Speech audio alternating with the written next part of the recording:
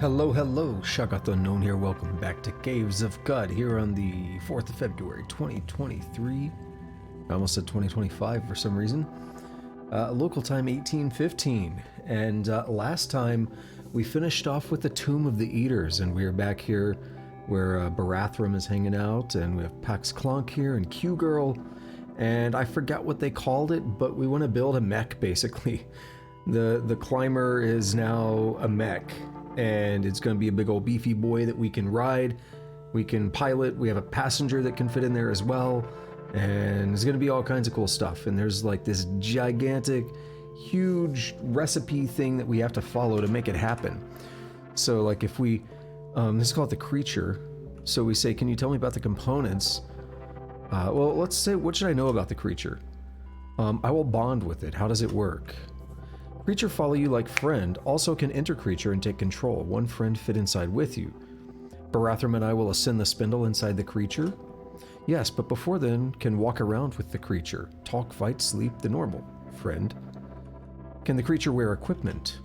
It's a large creature, can only wear gigantic gear like Kraken or Saltback. What if it's damaged or destroyed? Prickles install reshaping nook in the Court of Sultans at Omen Porch. There, respackle creature with 1 dram of sun slag, or recall creature if lost. So then, about the components? Boom. Primordial soup, that's going to be easy.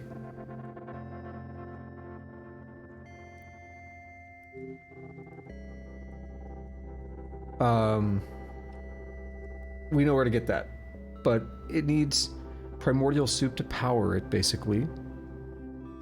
To like give it life or whatever. 20 drams, act as creature circulatory liquid, catalyzed and boom, animating substance. Electromagnets induce sinusoidal flow, or sinusoidal flow. Tell me about the body. Body of creature, friend to form creature after. Must follow you and be experienced. No worry, friend not consumed in creation. Okay. Tell me about the catalyst.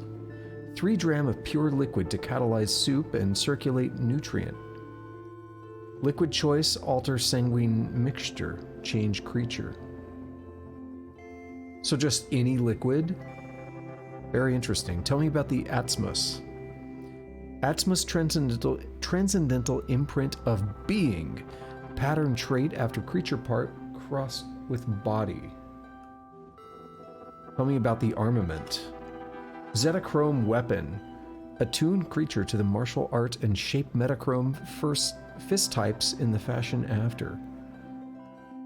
Okay, Zetachrome weapon is easy. Like, at least in general, the idea of having a Zetachrome weapon. But it seems like it's going to depend on which weapon you give it. Tell me about the incantation. Words spoken from your experience and inscribed to form being bond. First sounds heard in creature's early dream brain. Tell me about the Hamsa. Chosen token to palm solder and orient with object meaning. 5 pounds or less. Like others, choice alters creature trait and behavior.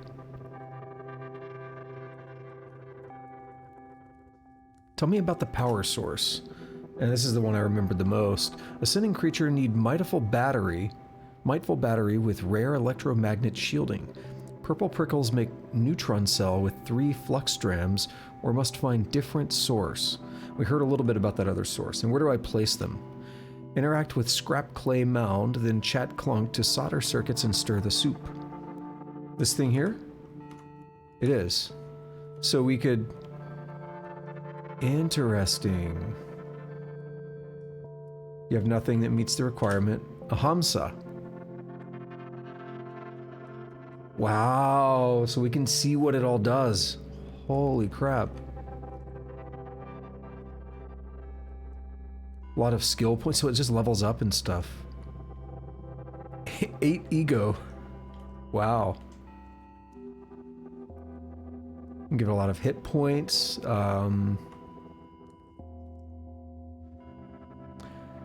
Not going to give it metamorphic polygel, that's for sure. Carry capacity, that could be interesting. 1000%'s a lot. right? That's 10x.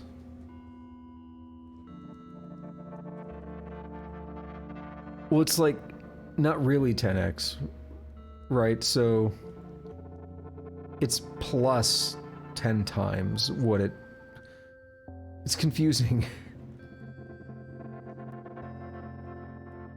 Because it's plus, it's not just modifying the existing value. So if you have 100, plus 100% gives you 200, right?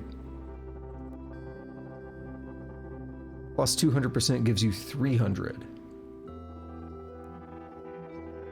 So like if you had 100, this would actually bring you up to 1100, not 1000, if that makes sense. Regeneration, that's busted.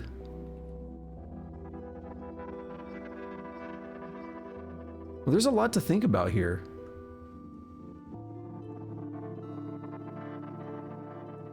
This is very difficult. Okay, what about incantation?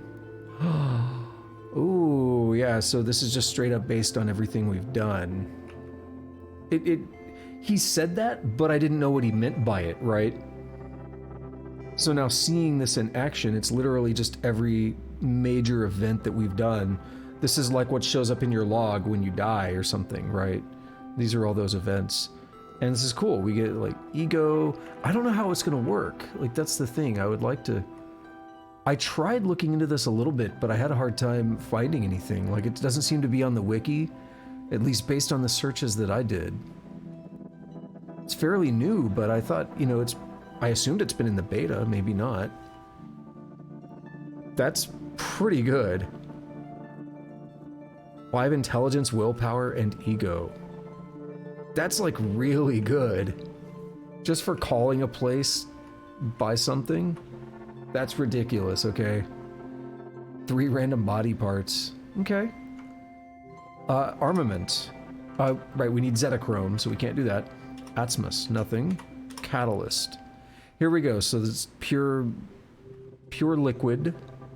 Ink, immune to slipping, and some skill points. Let's see.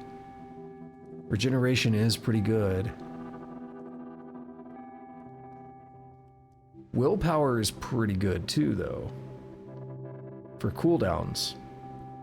I just need to know how this thing is going to function. I need to look more into it before I'm willing to commit to most of these. Okay, so that's pretty cool stuff.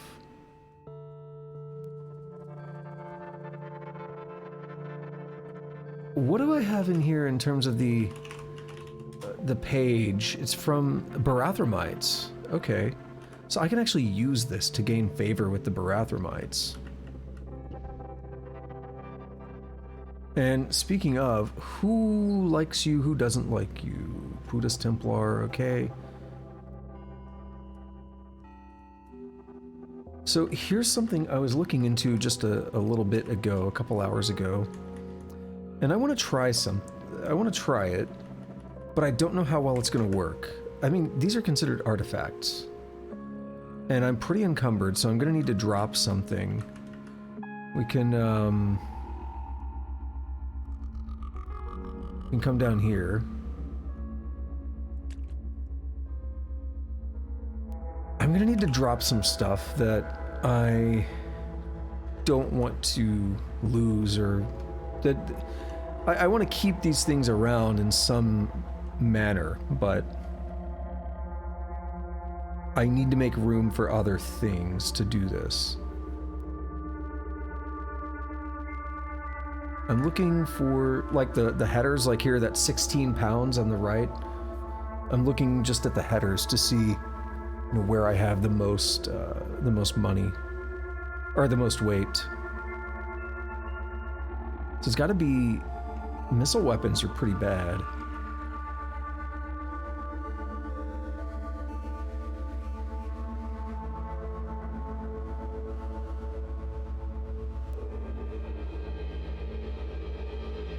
But I might also want to keep some of these on me. I haven't said what it is that I'm going to do, which is the problem. Let's replace this with a solar cell. And we can drop these other two. They don't weigh that much, but they do add up. So, like, everything that adds up kind of causes problems.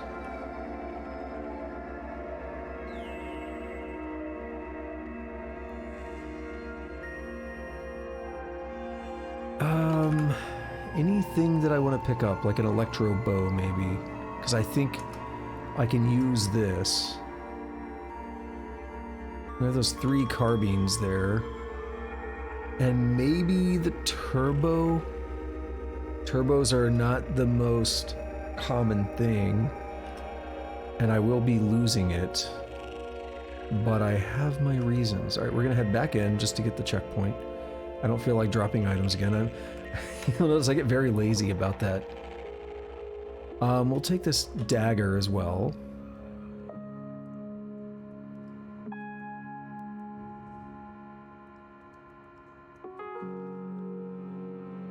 Soupy salt. That must be about where I warped in or something from the Rainbow Forest thing. So there are a few things that I'm actually interested in. I took some notes. I don't have it pulled up at the moment. It's behind OBS somewhere, but I took a few notes on some basic things that I can do. And there's one that I don't know how this is going to go, so we're going to have to figure out.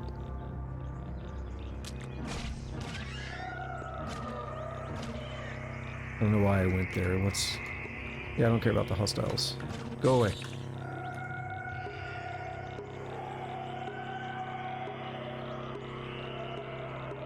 No ruins right now.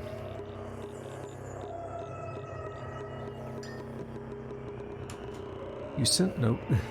You sense the presence of a vast. No.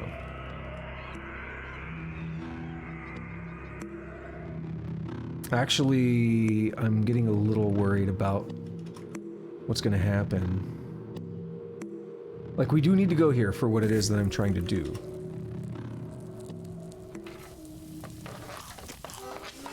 However, I don't want to have any issues relating to mechanimists hating me. Like this one, maybe? Do you hate me? You do. You have any artifacts? You do not, but you have a lot of fresh water, and you have the copper, which is good. What is going on, Tusk? You're gonna make a band called Nipple Destroyer. That'll be fun. I don't know about a song called Peeing Nipples. You have fun with that.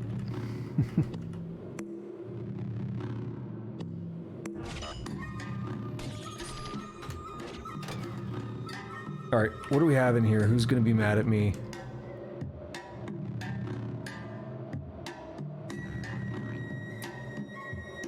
I need to get through here with the least amount of destruction possible. I'm not trying to cause any issues.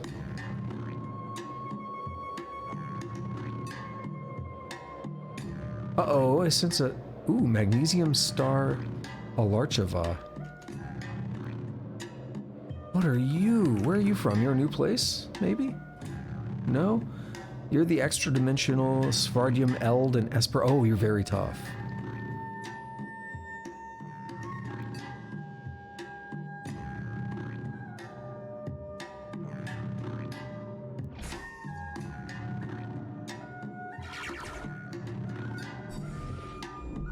Space-time vortex.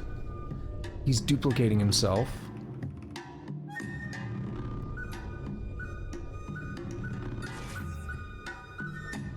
And he's trapped me.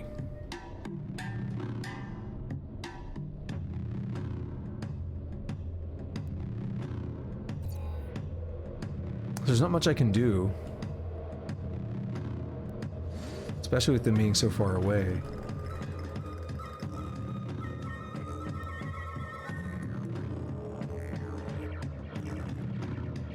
Oh, he's injured. Oh, ego. Even though he's very tough, we got him. He's worth 1,700. I'm going to take the ego and make things worse on myself. 110 Glimmer. Let's take a look at it.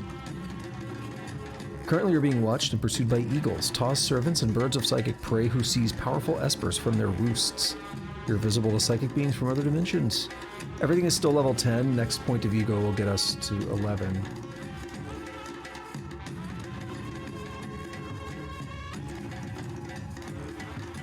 You know what? I'm gonna let you I'm gonna let you do that, Tusk. I have to pass on that one. It's a bit too strange for me.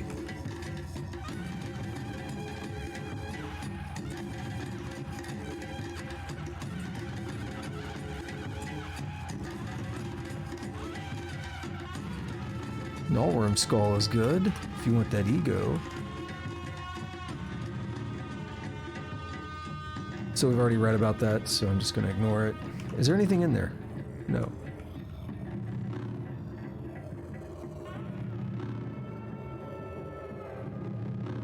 Ah, 69 turns.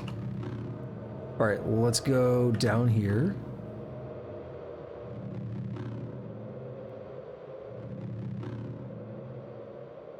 This is where I just was a few moments ago.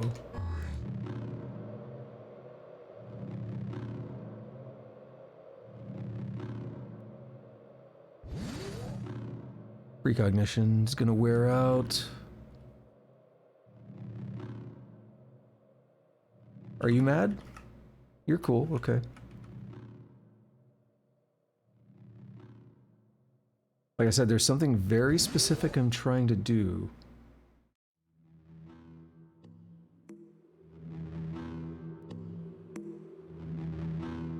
That's still a bit too weird for me, Tusk. I don't like music like that.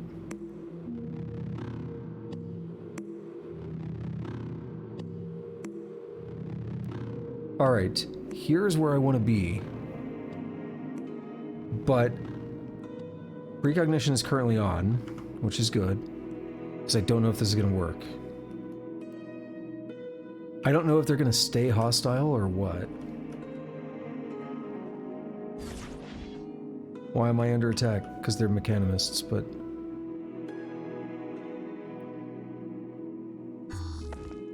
Dude, why? Oh no, I don't want to... Dude, I don't want to hurt people.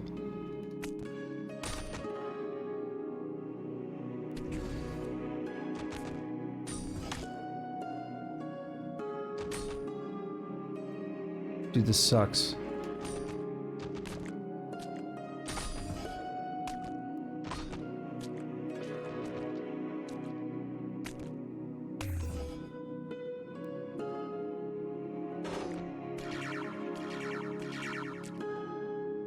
Yes, return to the start. Sometimes you have to hit that twice for some reason. It's kind of weird.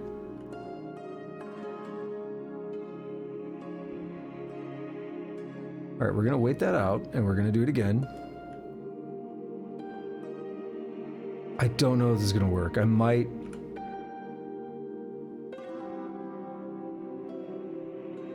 use the wish system to make this easier. What the hell's the purple dude? Star Kraken and Mechanimist Convert. Neutral, very tough. Alright, we're gonna teleport in here.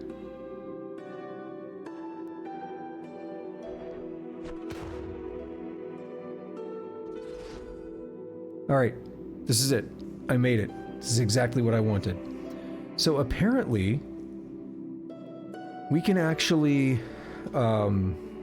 we can throw artifacts in here to get reputation. What's going on, Mossy Vagabond? Oh, it's okay. It's okay. I don't know what else to say.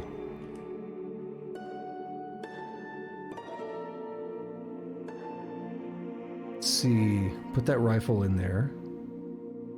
Oh, we can select... Okay. I like this.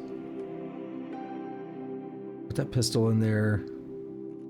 Put that Arcwinder in there. We need to get a bunch. Very quickly. Put that grenade launcher, because I'm not going to use it.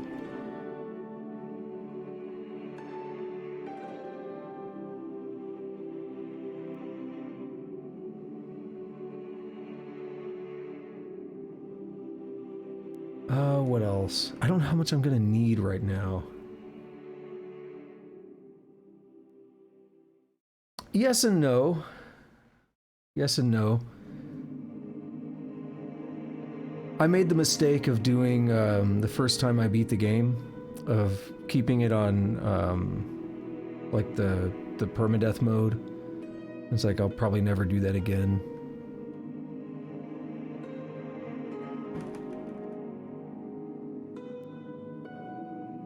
Keep the overloaded one, but I'll probably throw this in too. Let's just really go for it.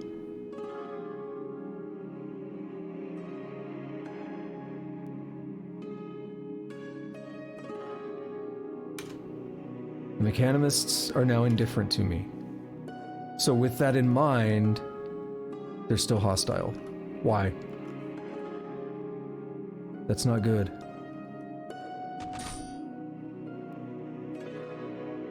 That's really not good. How do I unhostile them?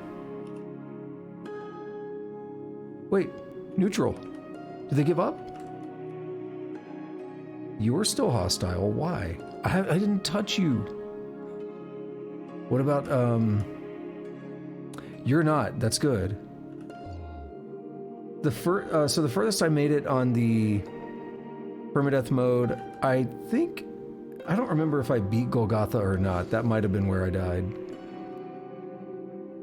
And then I just save scummed my way through the rest of the game because I was like, it took me, you know, playing it like twice a week, it took me weeks to get that far. And then I go, you know, on these huge like rants or whatever talking about permadeath. And I understand some benefits, I understand how it can do good things for a game, but I'm also just generally not a big fan of the concept.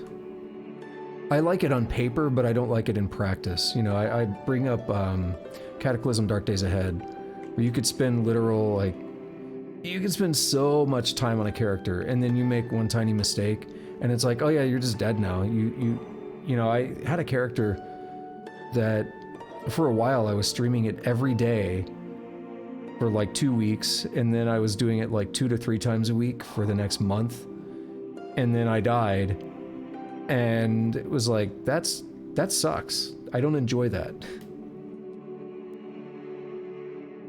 I don't find that part fun.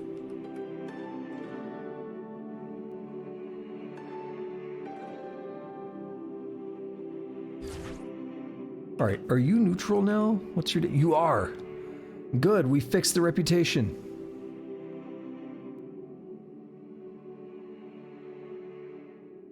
Yeah, that's the thing. Sometimes it's bad luck. Sometimes it's not even really in your hands. You know, with random... Like, with randomness, you could get stunned and then, like, 5 turns pass where, like, you know, they're just, like, ganging up on you, and just like 5 turns pass and they just take all your health basically. Like things like that can happen. Yeah, I've had something like that happen. Like I walk onto a screen and I don't really get to do anything, and then it's like, oh, you're almost dead now. Like that was cool.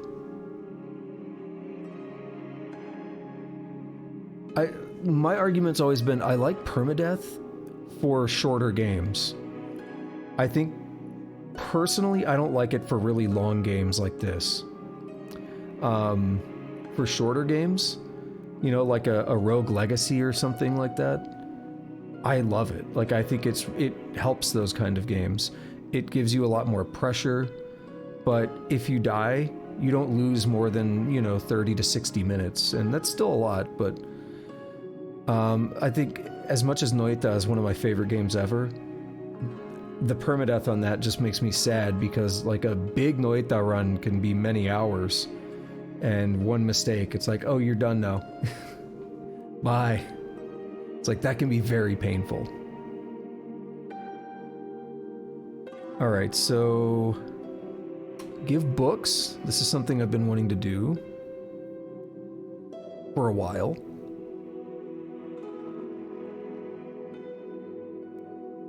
I've got to be careful about some of these. I don't remember what the scroll is. It's worth a lot. Tales of Majayal is pretty rough, yeah. It's a cool game. I've never beaten it.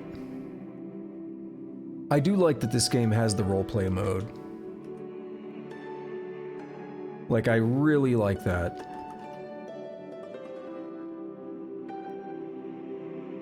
Kind of lets you...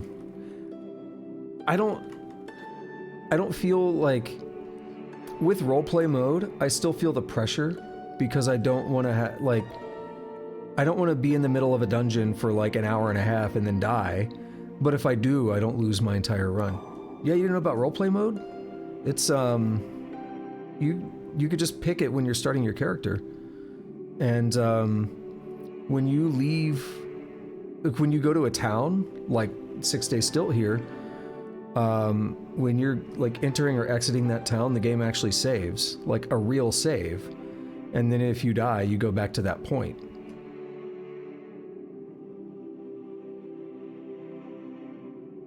I think they added it in, like, 2019 or 2020 or something. Yeah, I first played this game many years ago when it wasn't a thing, and I never got very far. Like, I got through Red Rock and stuff, but that's not too bad. The UI just got some big improvements, actually.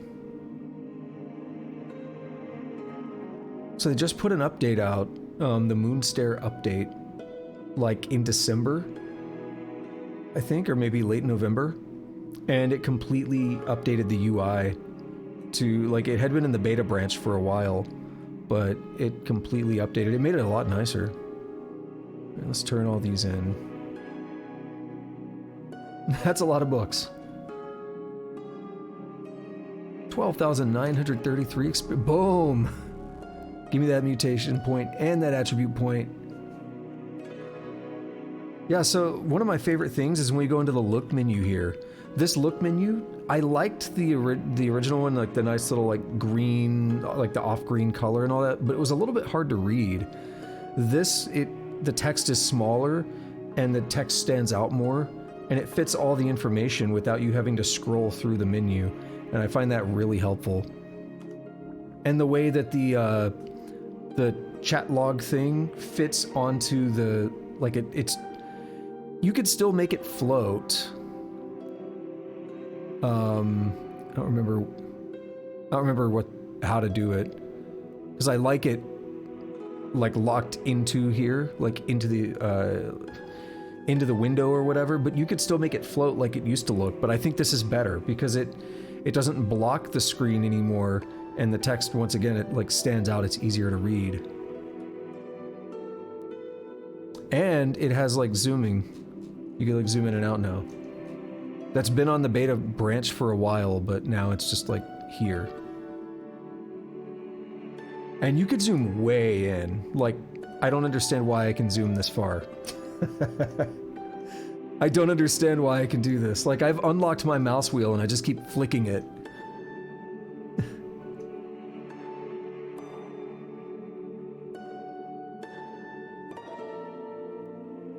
Suddenly thinking back to the Powers of 10 video. So now like half the people here are, not half, but like a bunch of the people here are dead. And I've got a bunch of free loot because of it. But I'm pretty okay with that.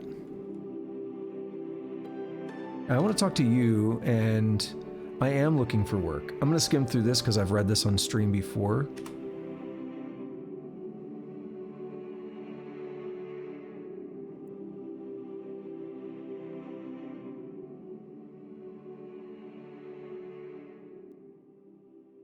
Alright, I think I've said everything. Some of them aren't grayed out, but I think I've said everything.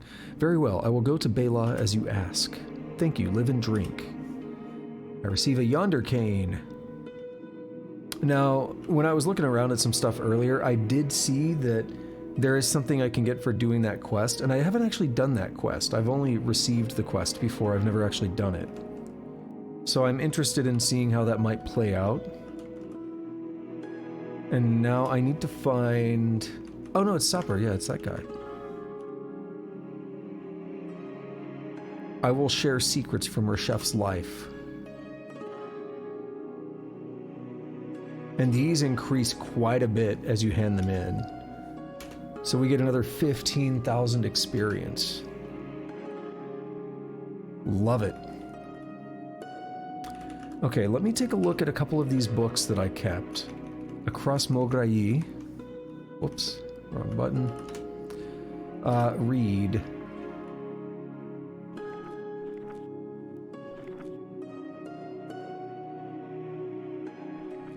I think I might want to read that. Like, we'll actually sit here and read that here in a couple of minutes. I've read aphorisms about birds before. I've read this on the life cycle of La. That's the one about Dreadroot, right? No, La are the people, my bad. I'm thinking of the... what's it called? No, wait, is this it? No, this is, my bad, yeah.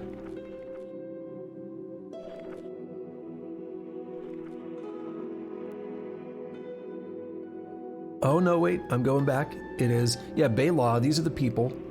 The Hindran culture. In spite of being a flowering plant, La is not a true flower. In the flower fields, however. No, so this is the plant. Yeah, okay, my bad. And we're talking about the feral La. And... yeah, the very top. Dreadroot and La are... there's no textual proof to present to those who still believe that Dreadroot and La are different plants, but I happily invite skeptical parties to babysit a Dreadroot and defend it from baboons until it matures. Yeah, so... I have read that. I'm not getting rid of my disease book. I'm not going to get rid of the manual. What is the scroll bound by kelp? Oh, this is... okay, yeah, we'll get rid of this. This is a great read the first time. Mossy Vagabond, if you've never made it past Golgotha, this is a really cool read, but it's a couple quests down the line from there. But this one made me think a little bit of like some Lovecraft kind of stuff. Really cool. We have 4 of these. I think we can't turn in duplicates, maybe? Because I would have handed those in. If you dig some Lovecraft, yeah, then this might be an interesting read for you. At 5 and 10 years, I ran away. On Ettenspine, I roosted with an eremite who ushered me into manhood. I learned to hunt and... so, let's see. In a sun-warmed pool under the rampart, the free seer first noticed me. The slant of his neck from where he watched on the parapet presaged my movements, I still recall. I stood from my bath and shamefully padded to my discarded vest, but stopped. I saw him from the distance, his eyes tucked deep into his shorn dome, his frock as inert as a statue's, and I felt no more shame. Let's see. It is dusk. I sit on the bank of the river Svai, but no fire warms my bones. The risk of drawing moon-doting beasts is too great, and any aggregation of minds is sure to attract the attention of the elder. Instead, I write by a flame kindled on my thumb. I left off at being named Mirthful in the Hall of the Free Seer. So it's all about, like, this guy's journey, but he's also being, like, tracked and stuff, and it's really cool. The voyage to the Great Salt Desert. My recollection of the voyage to the Great Salt Desert is fractured and fitful. I grew sicker by the day, but the chant grew louder, and so quickened the force that compelled me. Surely I would die once I reached the moistureless plains of Mograyi, presumably as had my predecessors before me. Finally I did reach them, where a salt-churned rivulet dried under a golden arch. The arch seems a thing born of my dementia, but that I recall it so vividly, and that I know it's the least of the secrets kept by Mograyi. Like, I love that kind of text. It's so good. Like, this might be my favorite text that I read in the game. I'm gonna go through this, across Mograyi, because I've never read it before, and I want to hand it over to, Sheba in there. So I'm going to give this a read. Across Mograyi, Volume 1, The Sunderlies. Across Mograyi, being the foremost catalog of strange civilizations, beyond the Great Salt Desert by the Bakata Utark, Volume 1, The Sunderlies. Preface. Obviously and unfortunately, no primary sources are available from these distant lands. Much of this record draws upon the accounts given by fungi who crossed Mograyi on the backs of dromad merchants. As a matter of convention, I date all events according to their chronological distance from an event of paramount historical significance, namely the publication of these volumes. Accordingly, note that the event's parenthetical dates signify their occurrence prior to publication. The Sunderlies are a labyrinthine complex of towering, sundered bluffs that lie to the northwest of Mograyi, the Great Salt Desert, and to the southwest of the Ebel Ice Sheet. Their canyon walls are dotted with innumerable cave mouths, giving the impression of colossal earthly honeycombs. These caves were the haunts of ancient peoples, as their civilizations followed the receding waterline down into the emptied gorges. Now, through those gorges course only shallow rivers. Over the last 200 years, clans of cave dwellers have begun to gather in greater numbers among the comb caves and form city-states called freeholds. Geography and history. The Pale Sea's waves break on the western bluffs of the Sunderlies at the shore of songs, named for the melodies of the comb caves, whistle when the sea winds blow through. Named for the melodies that they whistle, okay, yeah. They stretch north and east, climbing skyward along the ice-capped escalades. Eastward, they recess toward Whitecomb at the Bowl of Iris, the bridge to Eganstep. To the far east, they rise again toward the hanging hills and the land called Odrum. The comb canyons dry up as they course southward into the Great Salt Desert, though the most westerly ones spin their water into the pale marshes. Several millennia ago, the migrants who followed the receding waterline down into the Tubi Desert Basin were largely wiped out by the onset of the Ice Age. Most of the clans perished. Those that survived were driven deep into the lightless comb caves where the last vestiges of technology warmed the sheltered earth. The Sunderlies were devoid of higher life during the coldest centuries.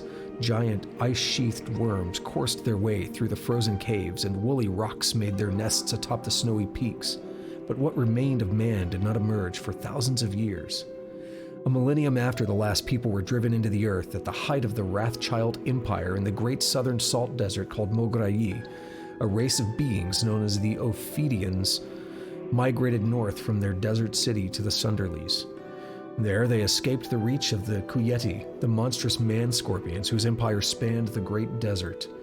The Ophidians were gifted with the ability of gold working, and during the course of their 4,000-year reign over the Sunderlies, they wrought hundreds of spires and bridges of solid gold. Around 1800 P, they disappeared suddenly, perhaps as a result of the warming climate to which they had lost their adaptation from their years spent in the colder Northlands. As the earth warmed, a primitive people emerged from their cavern recesses. They climbed the snowy combs and settled the superior caves. According to their myths, these new folk made oaths to the nameless gods who had warmed the earth for their children's return to the surface. So were born the clans of true folk. Clans of true folk. As the myth goes, the clans of true folk are those families that can trace their lineages back to patriarchs who swore oaths and remained loyal to the Sunderlies' nameless gods.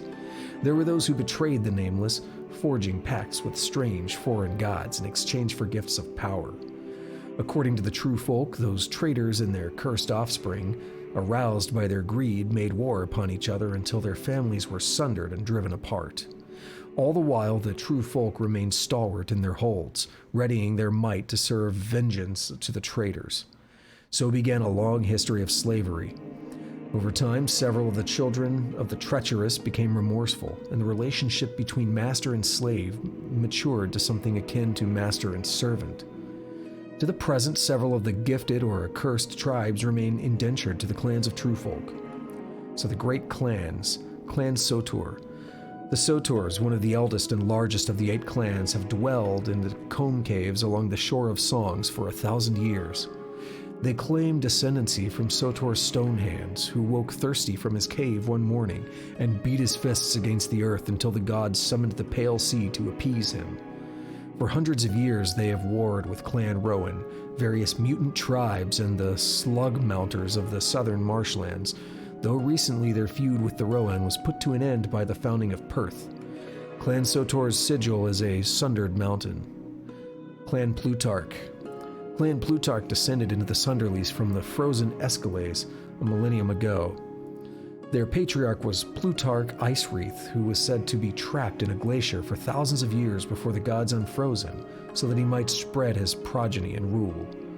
For 1,000 years, the Ice Kings have ruled the northern Sunderlies from High Wreath Hall. Clan Plutarch's sigil is a blue crown wrought from shards of ice on a white field. Clan Lecrae. The Lecraes hail from the fertile bowl of Iris along the northern reaches of the Sunderlies. They trace their lineage back to Lecrae of Iris, called Lecrae the Bountiful or Lecrae the Virile. Clan Lecrae maintains that they are the purest of the clans of true folk, as the Bowl of Iris was the last of the fertile lands untouched by the servants of foreign gods.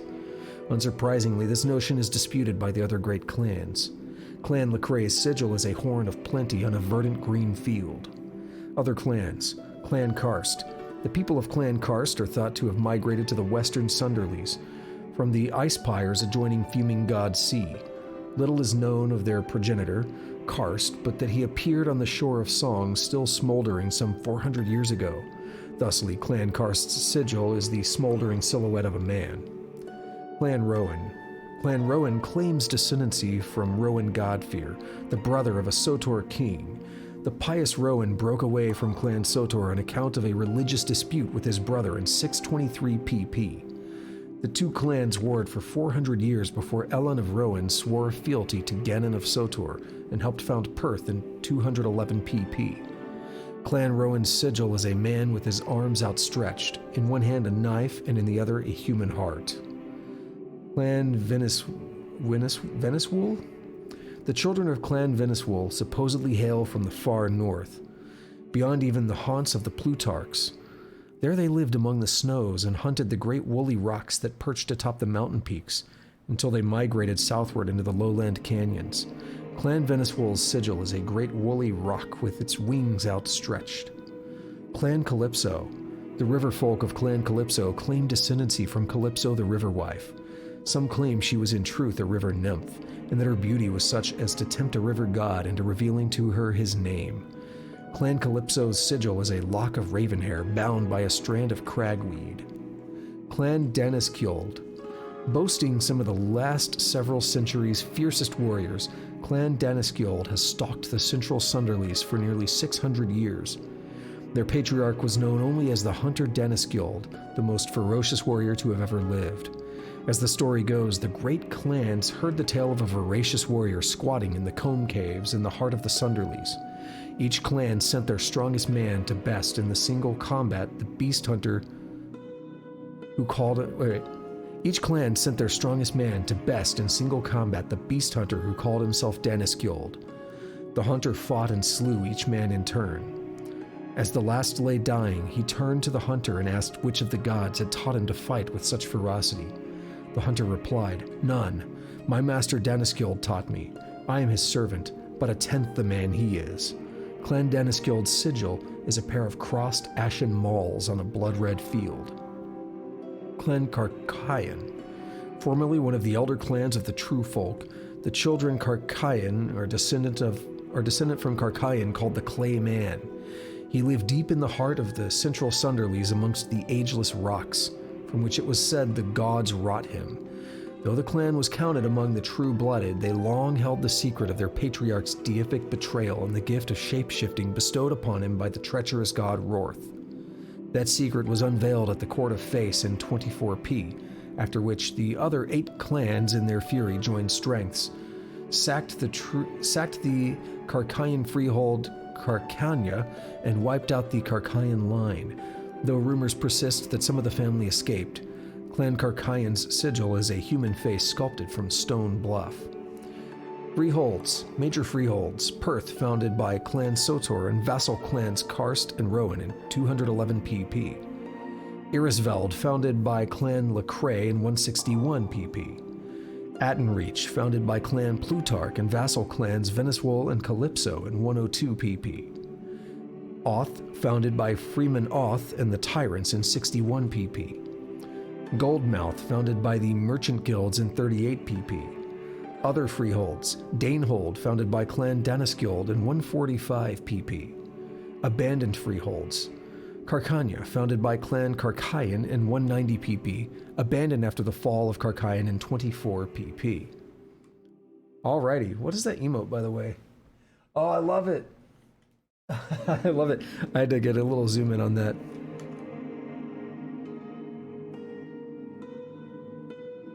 In my chat, it's often very hard to see. Like just the way I have it, it's like kind of tiny. So a lot of times I have to like click on it or like mouse over it and get the zoom in. Alrighty, let's hand that stuff in. Right, there is a quiz, yeah. Alright, we can hand in almost all of this. Oh no, we got the canticles. Do I have to hand them in one at a time? Is that the problem? Yeah, we'll see. So I can basically hand in everything except for the disease book. And that scroll is worth 10,000. So I'm gonna get a lot of experience here.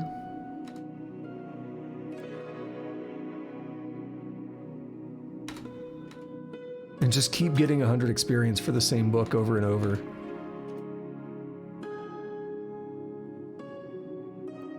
Cool.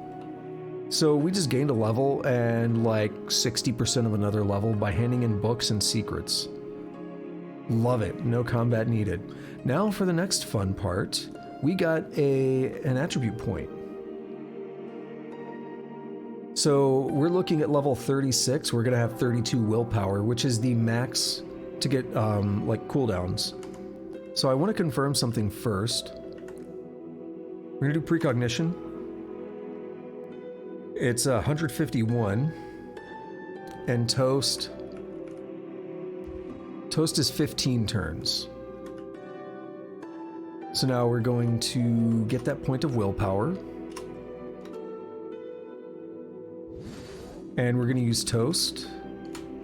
It went down to 12 turns. That's ridiculous. I should have checked clairvoyance as well, but it's okay. What do we have here? So much free fresh water. Kind of nuts. And what was precognition? 151? So let's wait out the cooldown and see what it looks like now.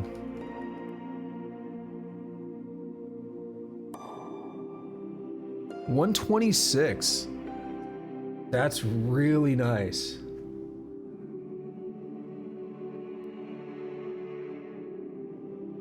So a 126 turn cooldown, and it lasts for 52 turns. So almost like it's almost half basically. The duration's almost half of the cooldown at this point. Or well, it's like a little less than.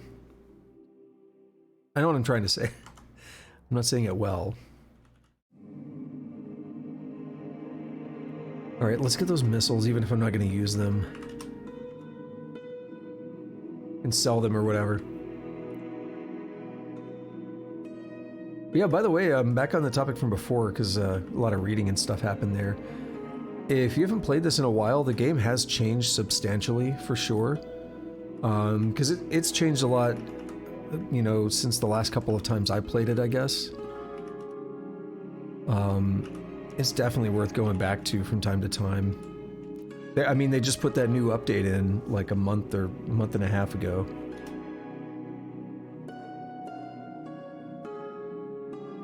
So previously on the map here, if we go up to the world map, this section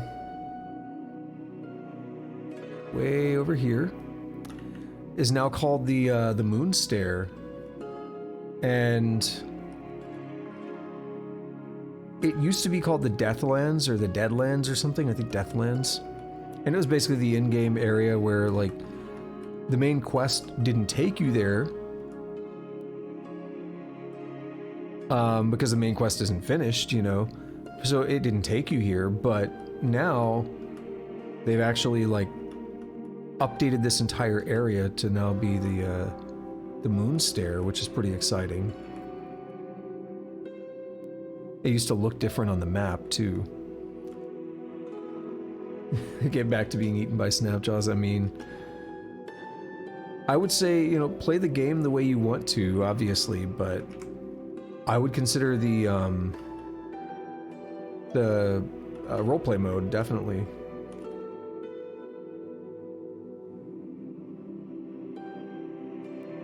So I'm not super interested in any of this. What I'm looking at is cybernetics I don't care about. Although I have a credit wedge I can sell for a bunch of money. Exotic liquids, you might be one. An Icor merchant, yeah. Oh, what's on the painted bottle? After treating with winged mammals, Suthramasp convinced them to help him found a prayer yurt and market theocracy of Akarkar for the purpose of contemplating how extraterrestrials might use scrolls. They named it the Prayer Yurt of the Inquisitive. Okay, what? We have Brain Brine and Neutron Flux here? Are you yanking my dick? What's going on here? Like, yes, I'm going to do that. We have Taco Supremas I can trade in. What about that credit wedge, though? It might be worth more. They're worth a lot. We'll have to give up a little bit.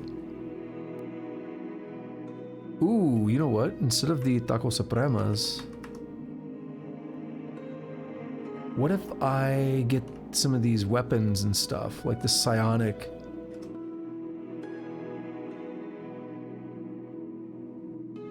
Where does that put me? 29 something.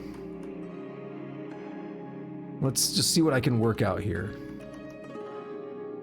That's pretty close. 427. Oh, it's gonna be too much.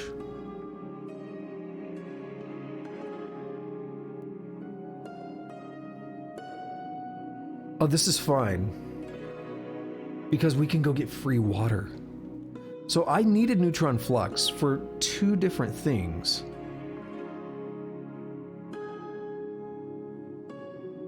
So let's do that.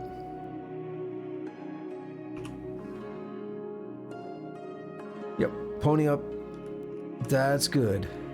Now I can literally just walk over to one of the many mechanimists I killed in town and pick up like a shit ton of free water. Like, I think right here? Yeah. You mean I can get water? Okay.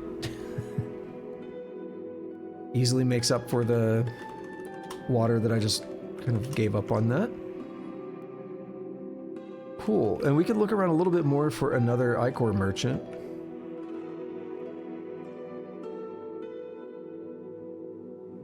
Haven't even played the Tomb of the Eaters. I don't want to spoil it, but it's cool. You gotta do it. What's the schematics guy have? There's another one that in one of the other screens. I didn't talk to him.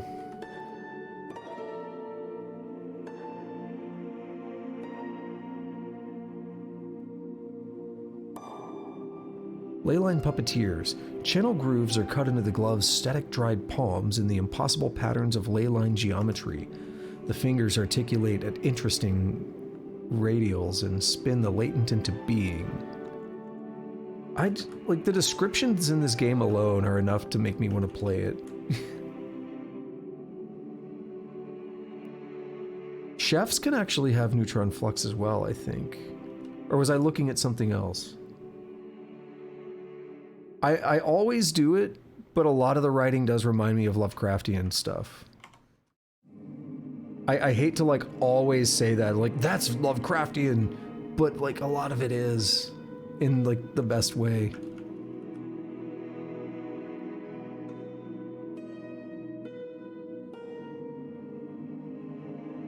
But it's also, like, so predictable. You got a guy here with Shoggoth in his name.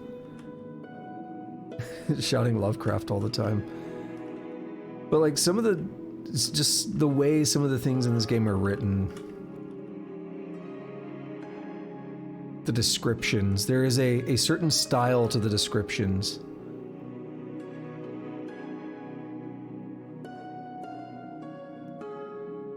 Wake up. Grab a brush and put a little makeup.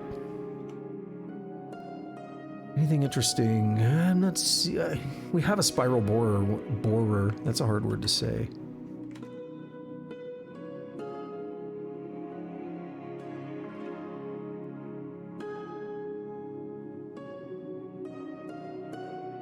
We have the spiral borer though, so I don't really care about getting another one. Right, who's here? Also, it changed music again. I actually preferred the other music. This music's a little bit too intense.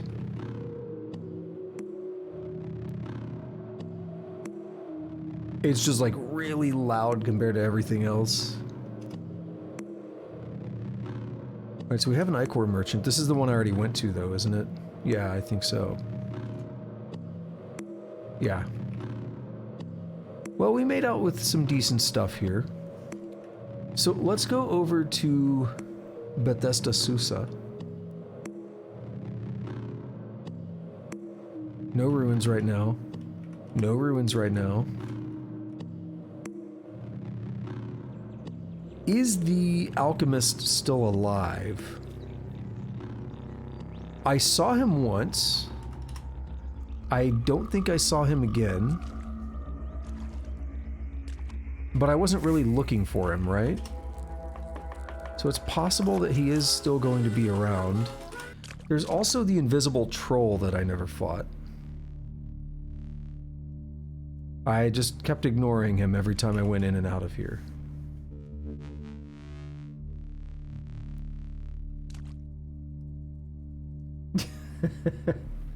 Yep, an invisible troll. I mean, I would say spoilers, but you're here. But this place, these first 3 layers are pretty rough.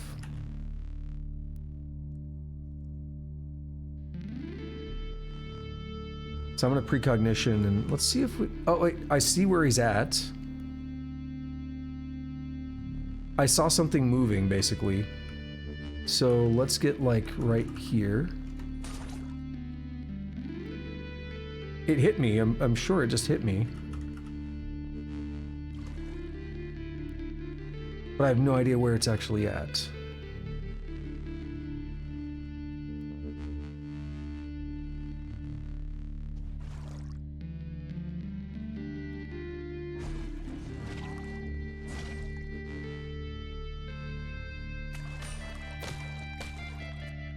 I'm dying.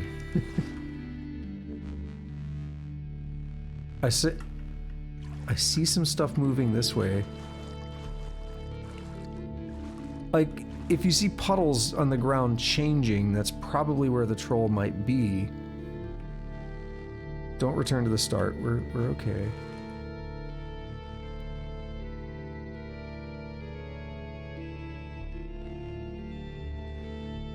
There's other ways to figure out where it's at.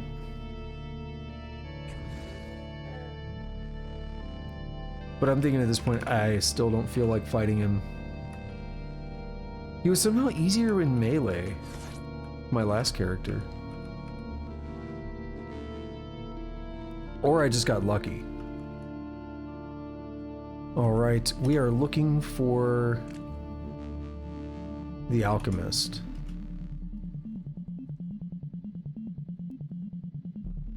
I'm just gonna keep hitting this and looking for the alchemist to show up in the options. There he is. I don't think I'm gonna buy Brain Brine, but I will try to get the Neutron Flux. So the thing is with this guy... Did I sell him this stuff? I guess I did. He should sell one of every liquid. I got Brain Brine from him before. So maybe he doesn't replenish. Maybe he's special. We can get Sun Slag here as well. So we need to get that Neutron Flux.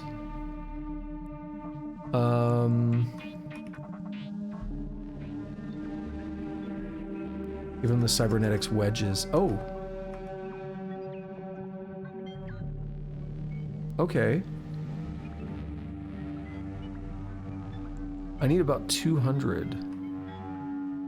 Do I have anything that's worth like exactly 200? Or very close. That I want to get rid of. That's the important part. What about trade goods?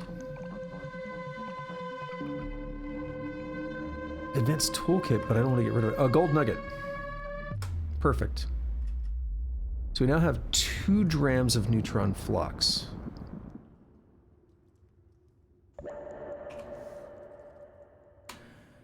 In order to power this creation, we need 3, but I actually plan on using one of them for something else.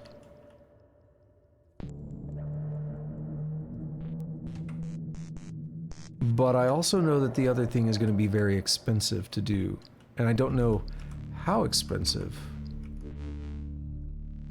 I know from looking into it a little bit on the wiki and stuff that it just said it's extremely expensive.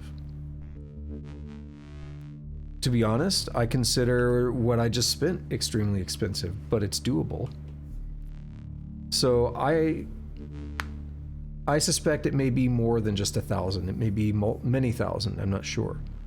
But it is a really good item that would be really good for my character. The thing is, what the item does is extra dimensional. If we look at what extra dimensional is, it says the item recently materialized in this dimension, having inherited some properties from its home dimension. And then that gives basically anything that has extra dimensional has extra properties on it. So it may be properties that you want, it may be properties that you don't care about based on your build. But the point is, this item makes it 6 times more likely to find extra dimensional things. And as, you know, this character, I think that's definitely something that I want.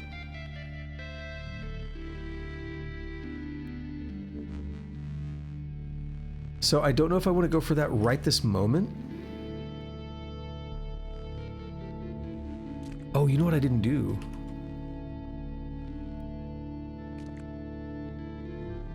I forgot to do this a few minutes ago. Oh, I was off by 1 and I was hitting the wrong buttons. I forgot to do this a few minutes ago, so my glimmer is 110. It's about to go up because we got a new mutation. Let's make it worse. Let's save scum it though. We'll do precognition. Space-time vortex, psychometry, or cryokinesis. I'm having a tough time with this.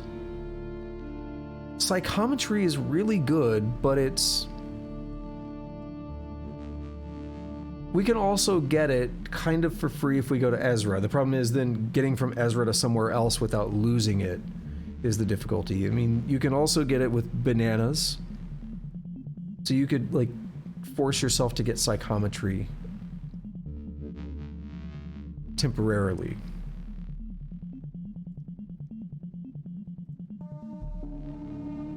I don't know that I personally want space-time vortex.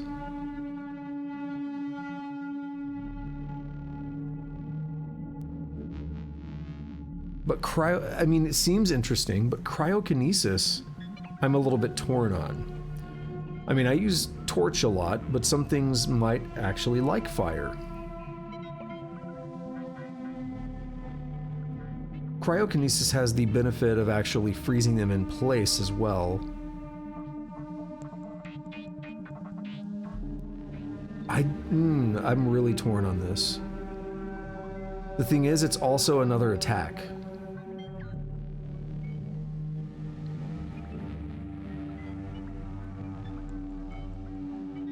Man, I gotta think about this.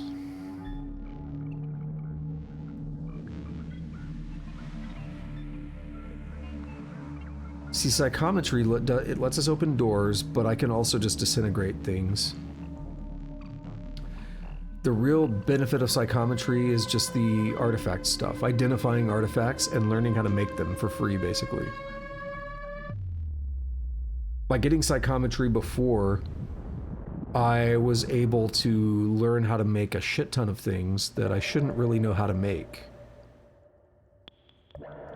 You're gonna just avoid having data disks, basically. You can just say, oh, I want to know how to make that. Oh, thanks, game, I appreciate it.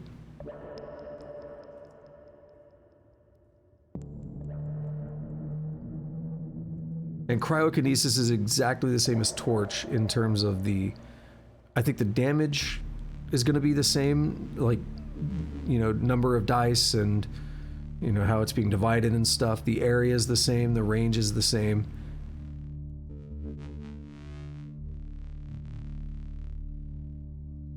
Dude, this is why... This is tougher than it should be.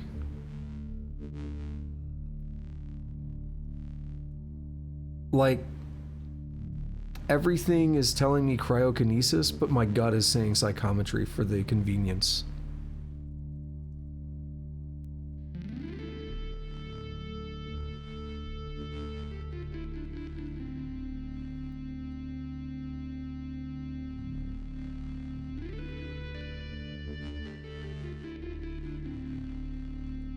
Yeah, like, and that's why I'm leaning. You're saying a CC meaning crowd control, right?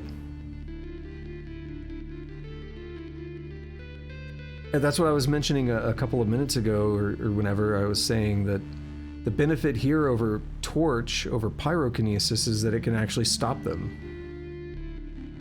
It's like an extended stun, if you will.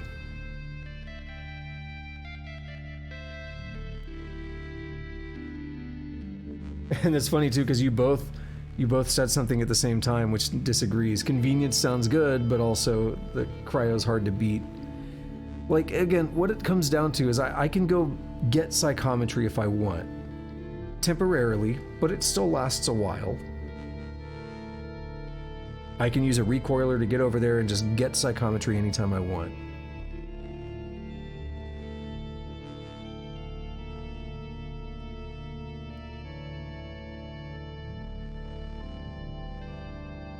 It's just the convenience that my gut is making me want to do that. But everything else is like cryo.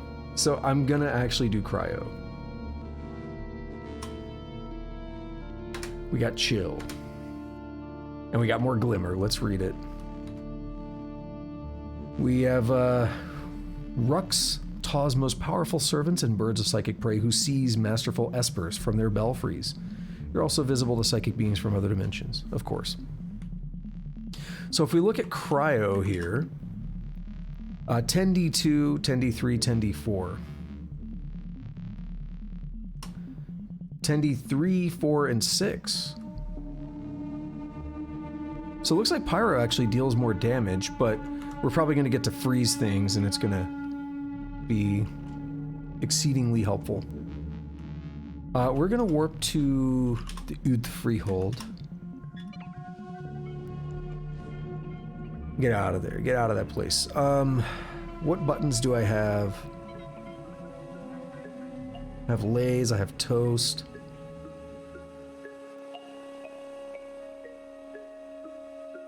I'll use 7 for chill.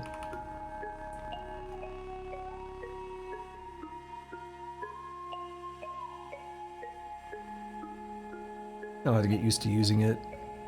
Where am I? Oh, I'm at the bottom. It's like sometimes you gotta just like... You can't find yourself. It's like, alright, I gotta use something. Or we can zoom in. There we are. I found myself. Hang on. No, wait. I can't find myself. We gotta zoom in more. Okay, good. I got a little concerned there. Finally found myself.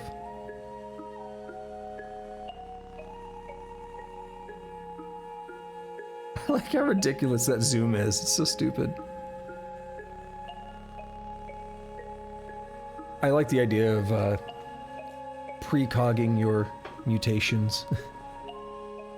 Do not return, no.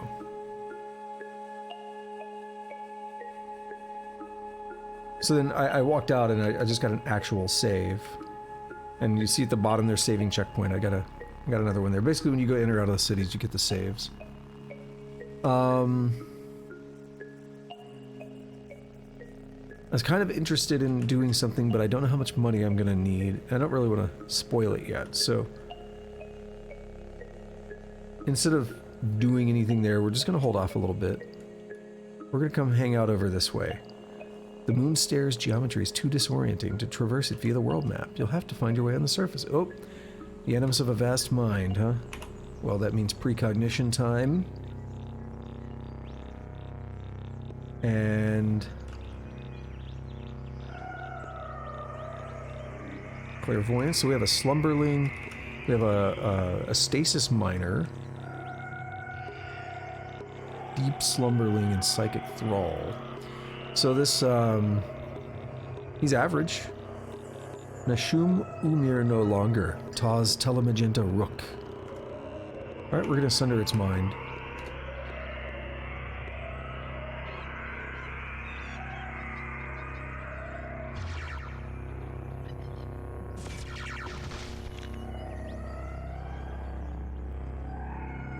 Took a lot of disintegration damage there.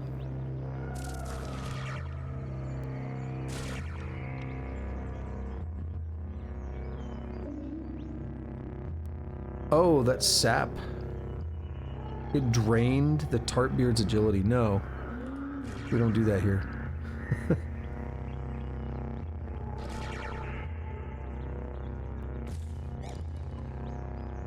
He took 48 damage. He's wounded. Oh, we're gonna toast him.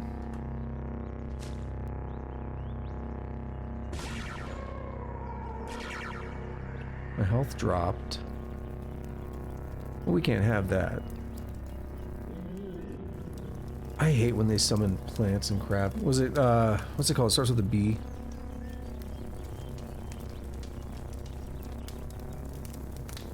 I thought he was more hurt than that.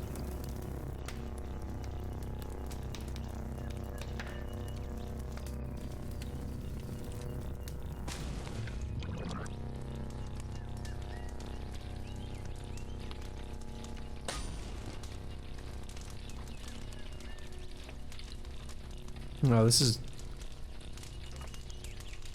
I don't like this. Burgeoning, yeah.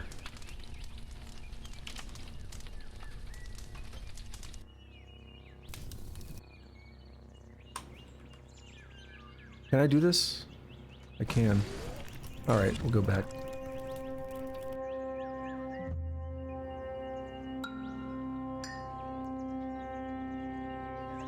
There's a lot of stuff going on here, so let's back out of there.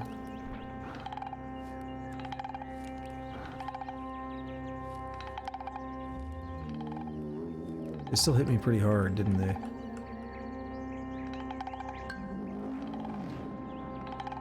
Oh, hello. Oh, I thought you were like a legendary. Let's hit him with the chill. Yeah, he's frozen.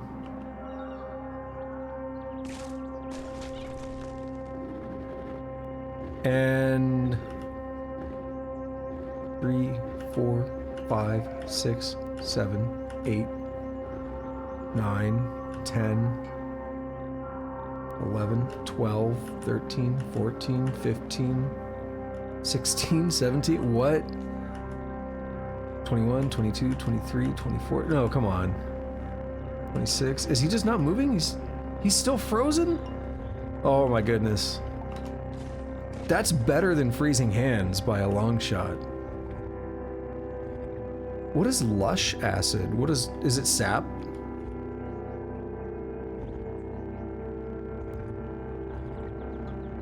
Squeaky sound.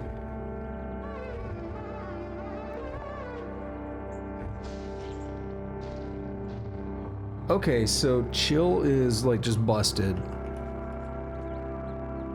I didn't realize it was gonna be that good. So we'll go in here, we'll precog. Because of course we will. Why wouldn't I?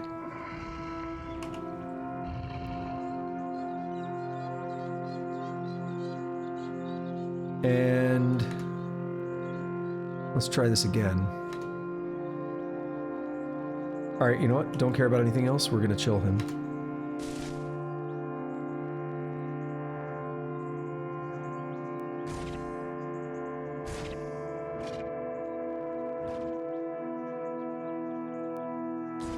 Ha! Badly wounded. And then he dies. This other guy from the northeast is trying to sunder my mind. I mean, I could do that to you.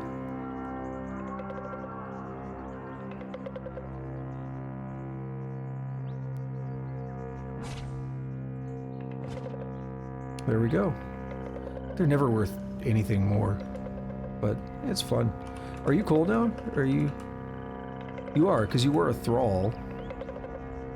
Yo, this agility sap though, this quick sap, you're neutral. That still makes me uncomfortable.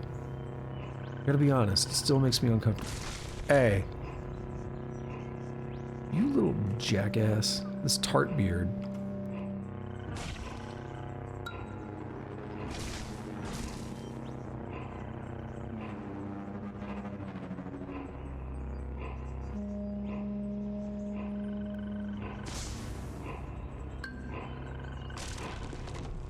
Alright, I was gonna hit that slumberling earlier. Tartbeard came to screw things up. Alright, so he killed one of them. I would imagine that the slumberling wins this, but maybe not. Slumberlings are kind of stupid.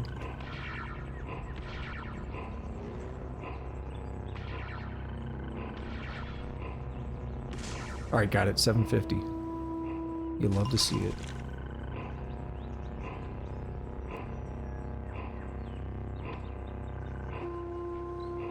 Now, what I don't like right now is that I can't see... I can't see everything. Clairvoyance is ready.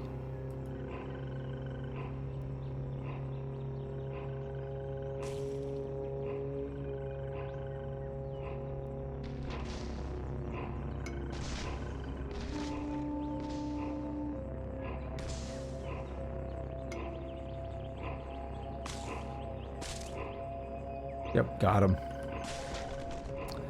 Got him. Alright, chill is pretty good.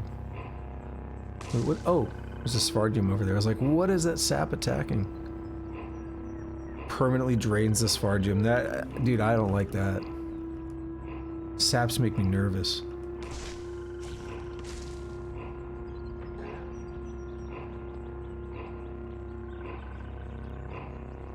Dude, I'm gonna, like... I refuse to accept that. I've said it many times. One of them wants to drain my stats. I will wish myself back to normal. I will not accept that.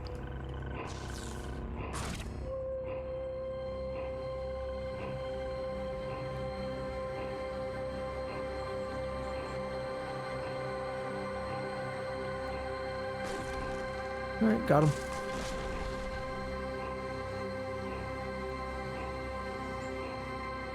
Wait, can I... yeah, disassemble that.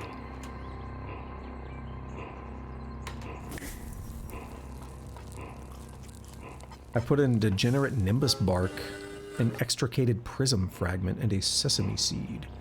What was the other thing I was gonna look at? Something popped into my mind and I don't know what it was. I hate that.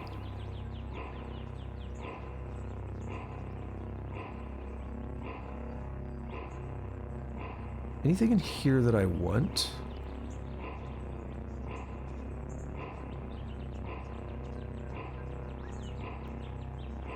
Natural AV improves. It's... I don't know if cheap is the word, but...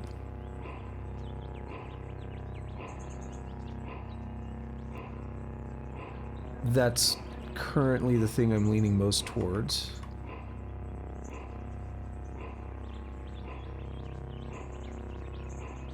Alright, what is my intelligence? 22. So at level 36, I can actually get Tinker 2.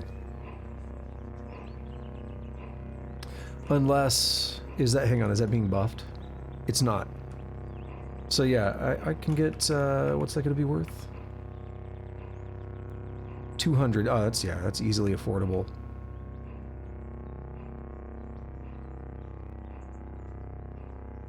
So let's go back up and let's get the,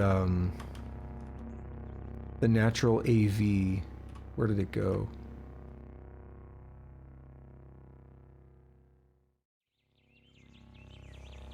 And just double checking, a couple poison is whatever. Weathered be okay.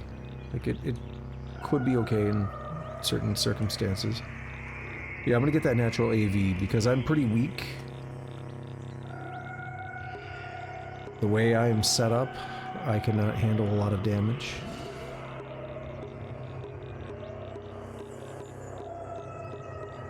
And let's get up towards the moon stair and just take a little peek around here. We've gone in here... Wait, I got it. It's just a sunflower. What does Caves of Cud describe? What does it use to describe a sunflower? Bright florets explode from a central disk of darker, spiraling florets. Together, they're like a tiny sun. Yeah, only this game. I love it. It's so good. We have another purple gel. There's a lot of sunflowers. Can I sunder these? I don't remember. No.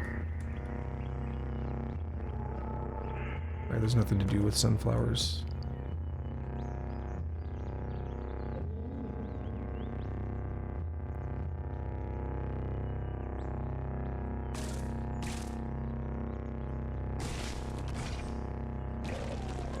Okay, 350, I'll take it. More lush acid.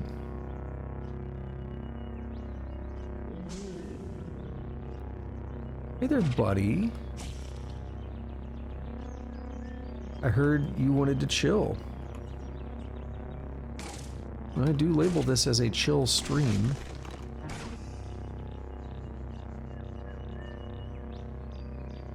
So I just like walk up to him and life drain. That's another easy way to get the kill. Life drain has a pretty bad cooldown still, but I mean it's better than it used to be. One more willpower point, and we are good on cooldowns. It's as low as you can get them. Alright, we're at the moon stair officially now, and this guy is staring me right in the face. Okay, Dawning Ape is cool.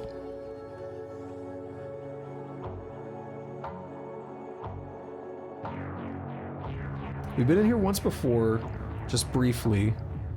The Dawning Ape, crushing metal arms and a pendulum gait, put into motion the idea that knuckle walking was an iteration between life and machine. Artificial cheek pads blow to terrifying size around his chrome bang head, and his face screen emotes in the key of power. Yeah, but we're also friends, or we're neutral, so I ain't gonna bother you.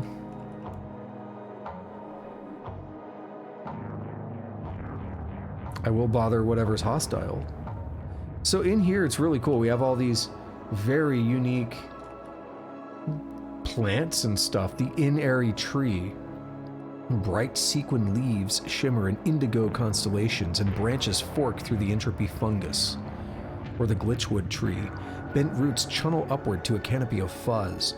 The eye tries to draw a boundary around single leaves, but their light lines sputter and lose their derivatives. Icosahedar. Waxen sprigs sag to the weight of the algebraic tubers. Each one is perfect and regular. Its face is matte with sheenless platonic dew. So good. I think we can read about these. Yeah, crystal flowers. A candle quartz blossom spreads light across the color spectrum and concentrates it in pails of petals. I do agree on both points. Cool music and the key of power is my favorite key. I'm a musician myself, so next time someone asks me what key a song is in, that's what I'll tell them.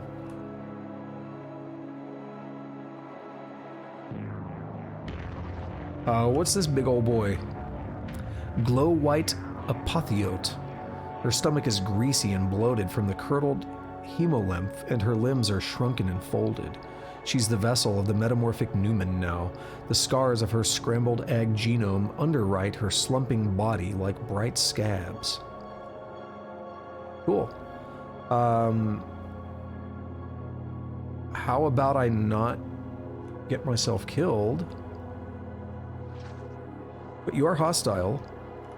So my plan to do that is to simply warp... Oh wait, wrong thing. It changed the button. I don't map teleport because I don't use it all that often. We just get out of range and sunder mind.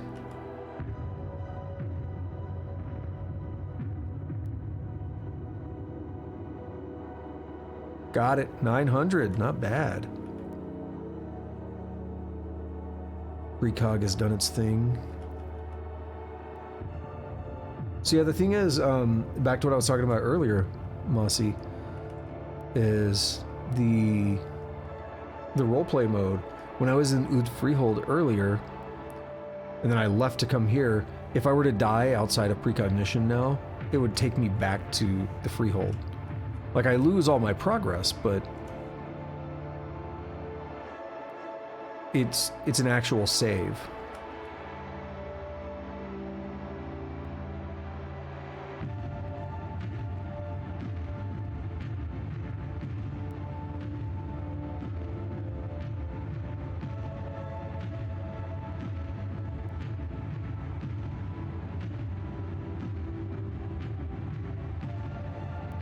Okay, I'm not seeing too much here. What is this? Large hexagonal crystal. A quantum mess cooled and arranged itself as a towering hexagon.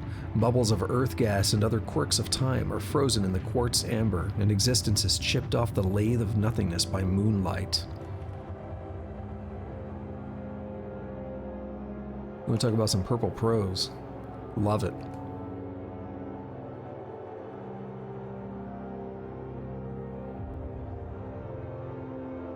I need more games to do that. Trying to be a little cautious, obviously. But also, I just want to see what I can find.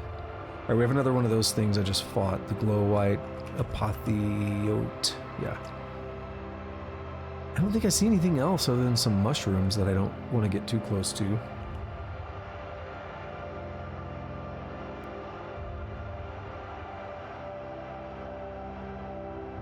Took 101 damage, but they didn't die.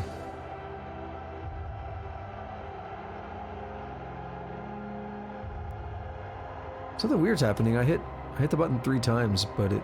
Because I said I had 3 turns left, I hit it 3 times and then it wasn't ready still.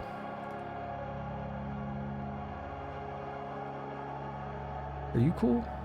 I don't know. I don't trust you. I don't trust mushrooms in this game, I'm just gonna say. I don't trust mushrooms in real life. I don't like mushrooms.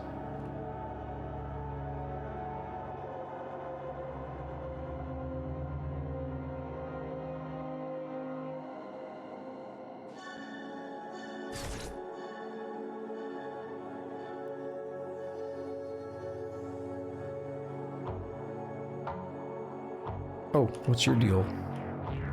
Zero gel. It's tough. Particles pop on a glassy placenta separating the disordered world from a great inner dome of even vaster disorder. It moves in a quantized foxtrot, quivering across the boundary of local space-time and only settling somewhere when entanglement demands it. Dude, that's so sick. I love it. Probably not going to be able to sunder mind on it. But can I...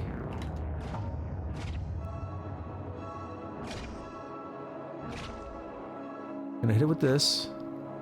And then it's stunned, and now we'll hit a chill on it. And it says it's frozen.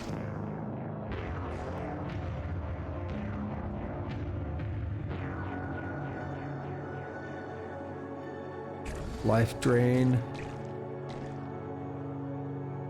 Do a bunch of rapid damage there. Now we might as well just chill again. Make it more frozen. I was frozen today!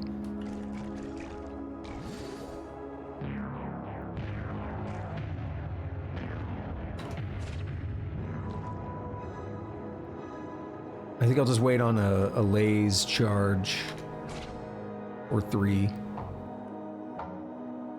I'd like to not break the stuff if it drops anything. It probably doesn't drop much of anything, but...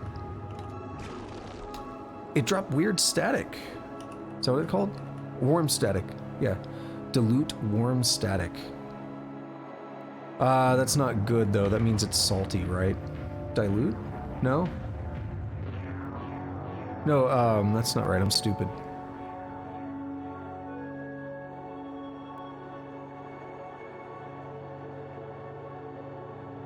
I don't want to touch it, per se.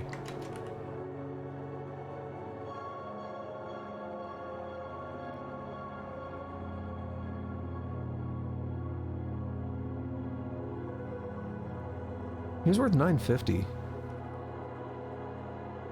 I'm very glad that I went with cryo there. I can say that right now. It is more busted than I realized. We're out of the moon stair all of a sudden. All right, we gotta go this way. Okay, we got another one.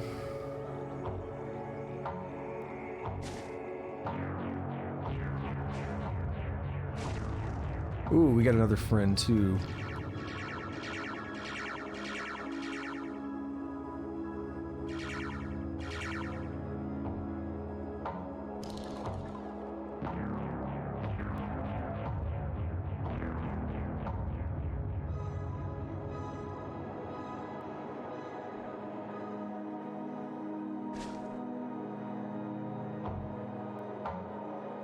Wait, what happened? Am I blind? Where is he? There, okay.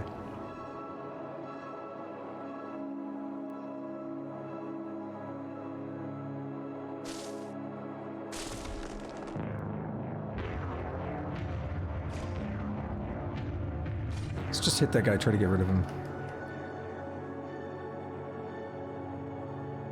Okay, we could sunder him. Yeah, okay, we're good.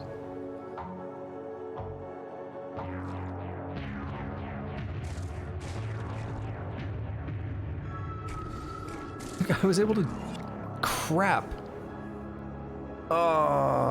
Why? Try to replay everything the way I just did it.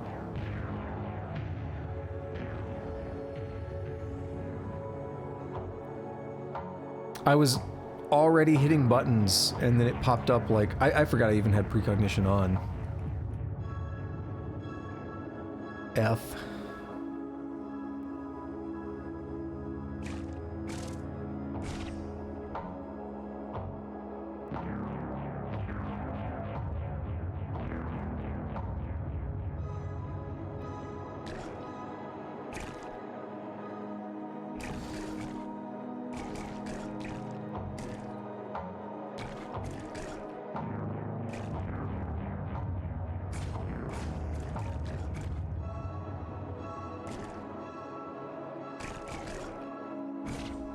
Okay, we got that guy again.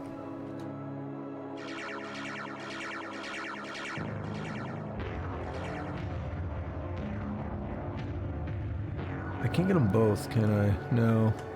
Maybe if I stun just right? No. I mean, stun is helpful, though.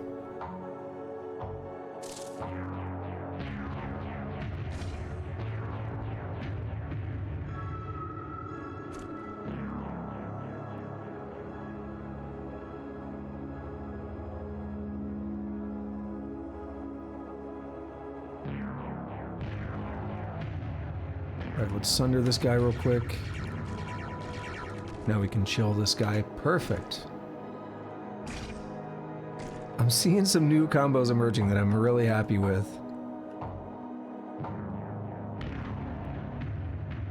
Let's just life drain it. It'll be quicker. Alright, they don't seem to ever drop anything, but it's worth checking, I think. Anything? We got another one of those slimes down there. There's zero gel. They're worth a lot. So I am going to go for it.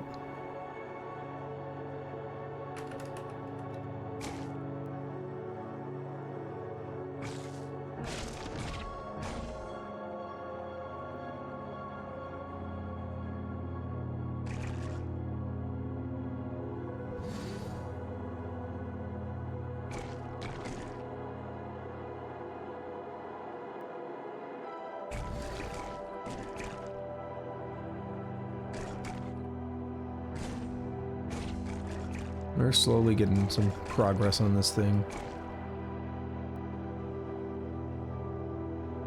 I appreciate it. Thanks for stopping in and chatting and everything. Hope you have a good one.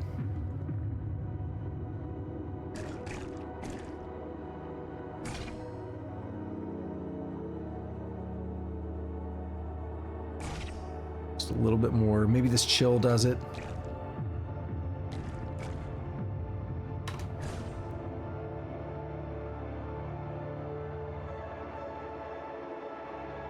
Life drain. Crap.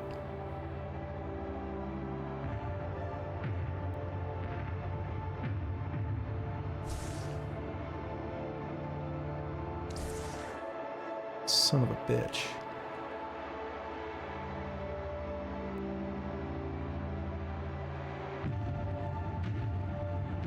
I didn't think about that. That poison's rough.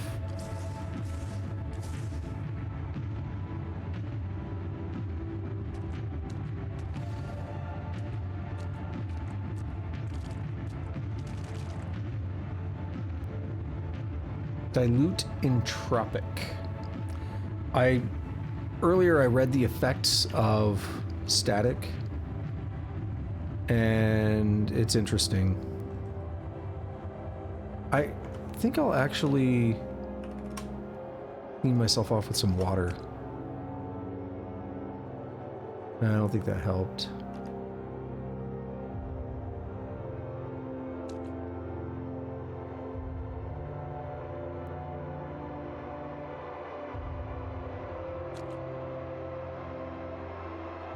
Oh no, we're good. Okay.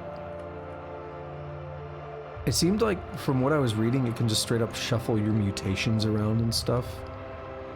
Maybe I misread it. Maybe I didn't understand it. But I don't like the sound of it. It had a very large list of things that it can do. And most of them made me kind of uncomfortable, but there were some positive things you could do as well. There's nothing here to interact with, is there? Like, no dudes.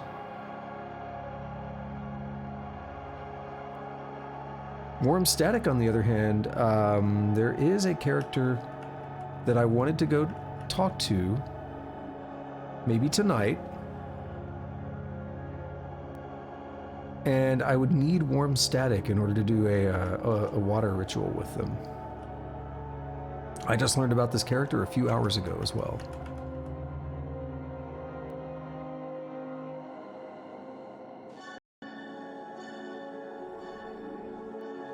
I'm still not really seeing anything.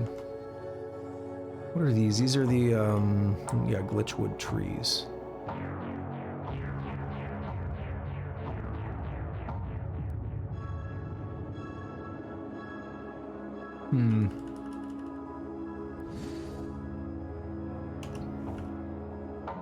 Is there a place I can teleport to over here that's not covered in mushrooms? Yeah, it looks like it.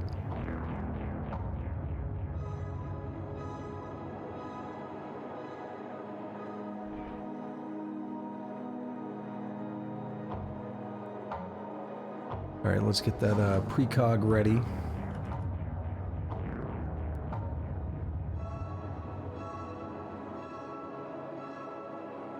Anything interesting? I was gonna say not a damn thing, but no, I do see one. Wait, what's up top? Ah, another one. Okay.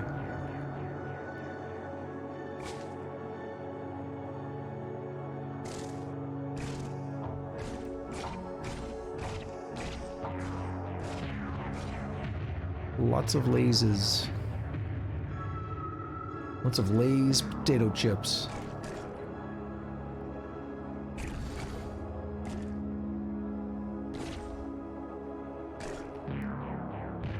Alright, this is gonna get a little dicey-ish. Let's just double check. Yeah, we can't sunder them. Gotta make sure.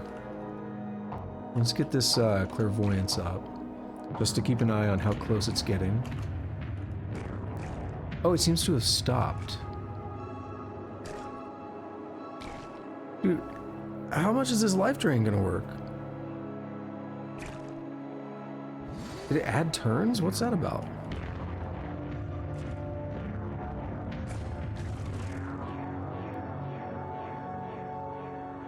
So another 950.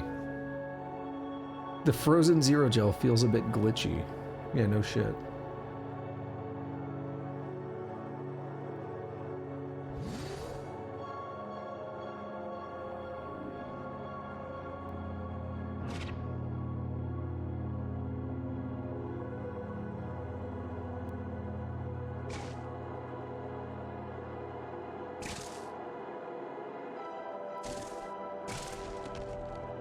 I guess I have a problem getting to it now.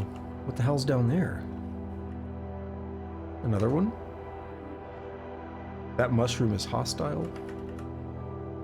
Yeah, so I'm glad I've been avoiding them. Auric gills tense and release, tense and release, tense and release, as if drawing breath into the puffer's stem. With each exhalation, it belches a cloud of golden spores like motes of sunlight. They flutter back to the cap and congeal into a golden plasma. It's called a brooding gold puff.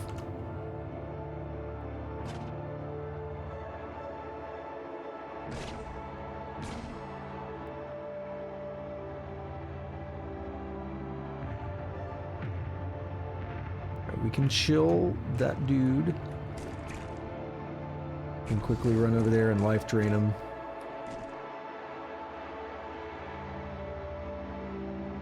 That's already 7 turns. I just counted the chat logs. It's already 7 life drains. 8, 9, 10, 11, 12, 13, 14, 15, 16, 17, 18. What? I thought it was only 10 turns.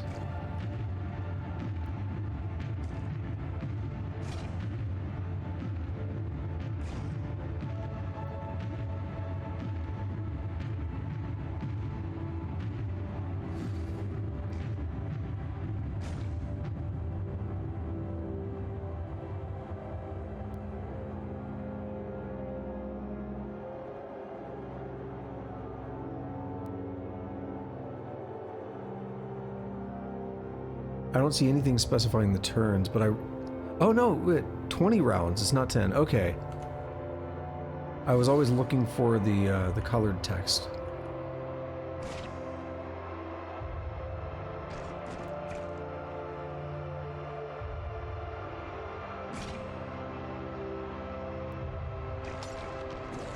I actually broke.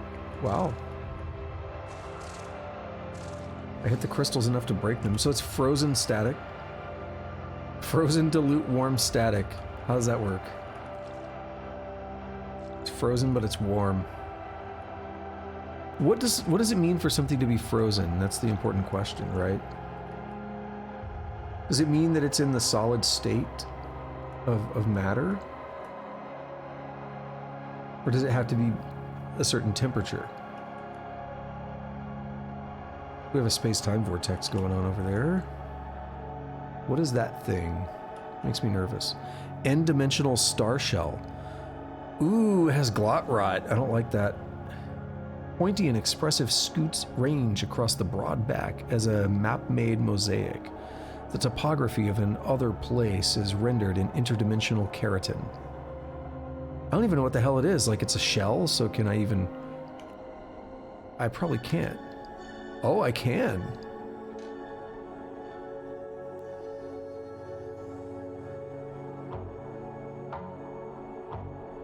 Does it change shape? It turned into like a miner, didn't it? It's like a mimic?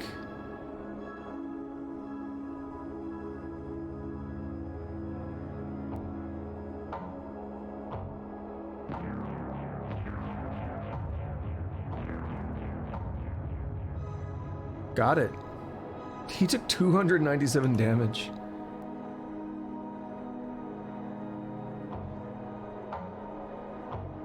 That's bonkers.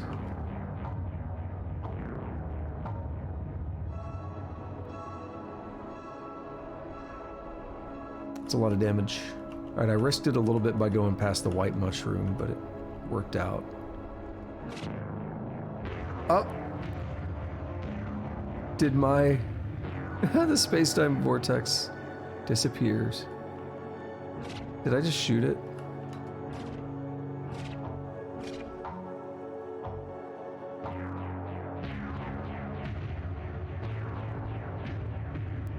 I mean, I guess why not, right?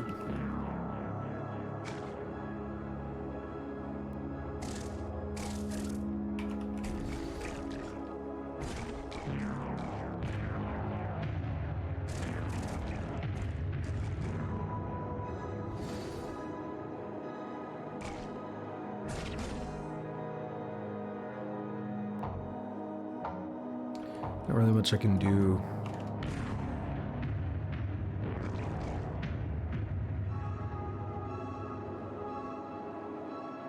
No life drain.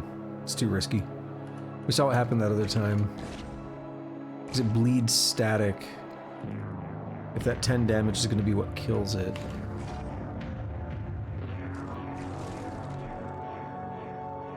I don't want to get that crap all over me.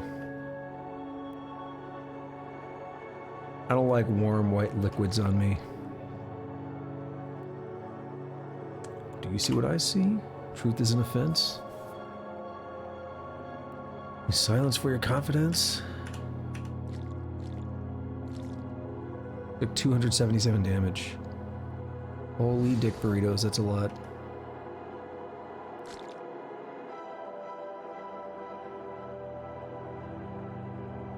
Got him. We're making decent progress to that next level. It's a little bit slower. It's a lot slower than I'd like, let's be honest. We're making decent progress, though.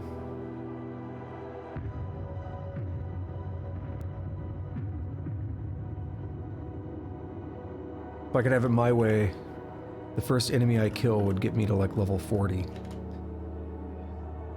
Spot a wax weep. Ooh, another one of you, but you're really far out there.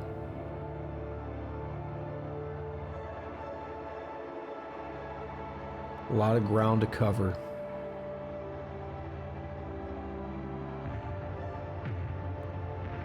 I don't want to teleport in and put myself in a bad situation in case I've missed something.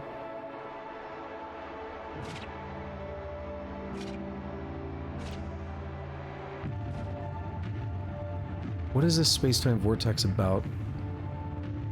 Who summoned it? Was it just you? But why? So other ones haven't been doing that, but it might have been... It might be one of those things that I can sunder. I don't know, I'm not seeing anything.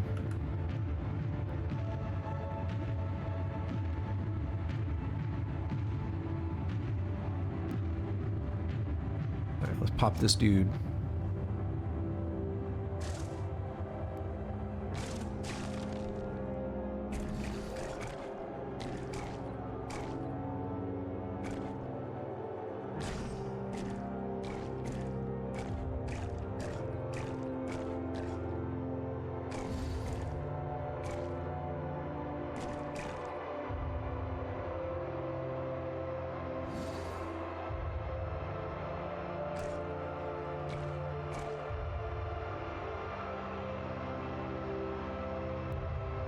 I'll put life drain on.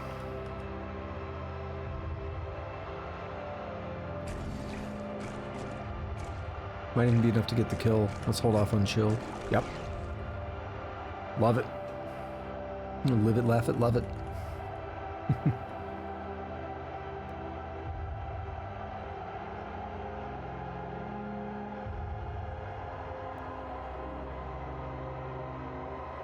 Alrighty, so we made it through another screen, slowly racking up that experience. I'd like to pull that level 34 out of here if I can. We're getting about 1,000 per most kills here, then it's easily doable. What are we looking at here? No clue.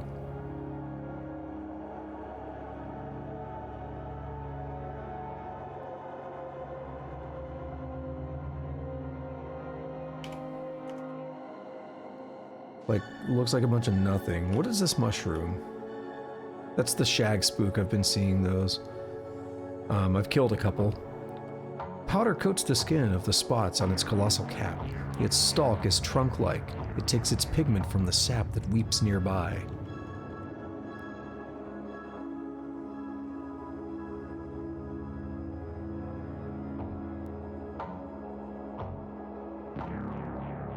Not seeing... What is the, what is this hexagon? Doesn't tell me, okay. It's like, oh, what are they called? Oh, the name is slipping me. I know this. On the tip of my dick, I'll remember it. But all the hexagons and stuff, there's a real thing. These, like, hexagonal rocks and stuff. There's a real thing, a real geological formation. There's a cool name for it.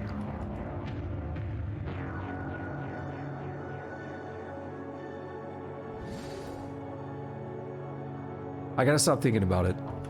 So I'll tell you a fun fact, the way the human brain works, or so I've been told. I wouldn't know, I don't have one of those.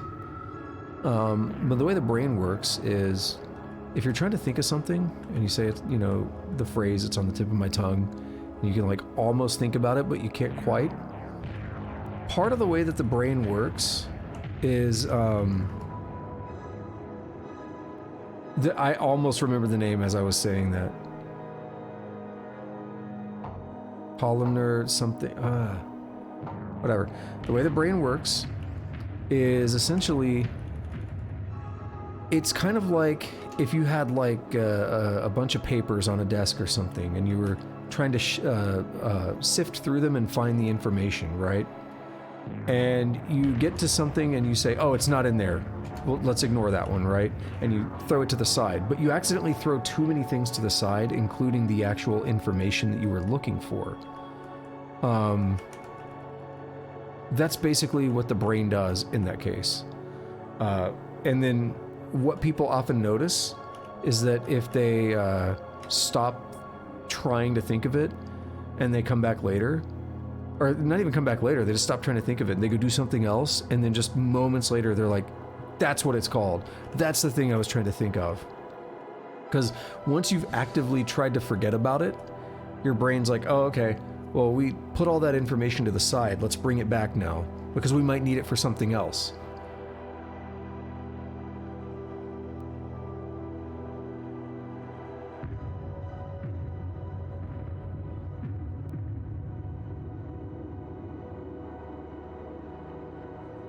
Not seeing much going on here.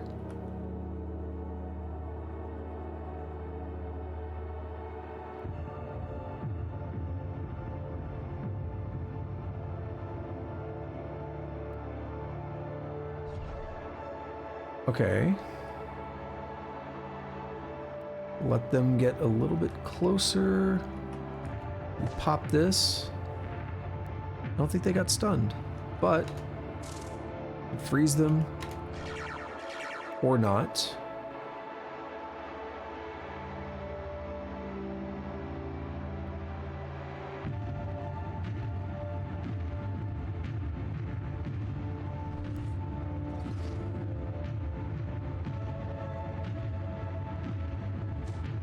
There we go. We win.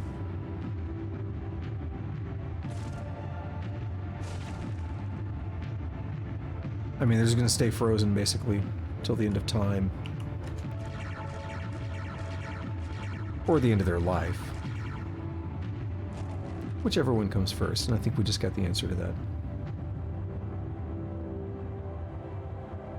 It's still bothering me, because the name almost came back to me, Colin or something. And now I can't put it down, but I know I need to.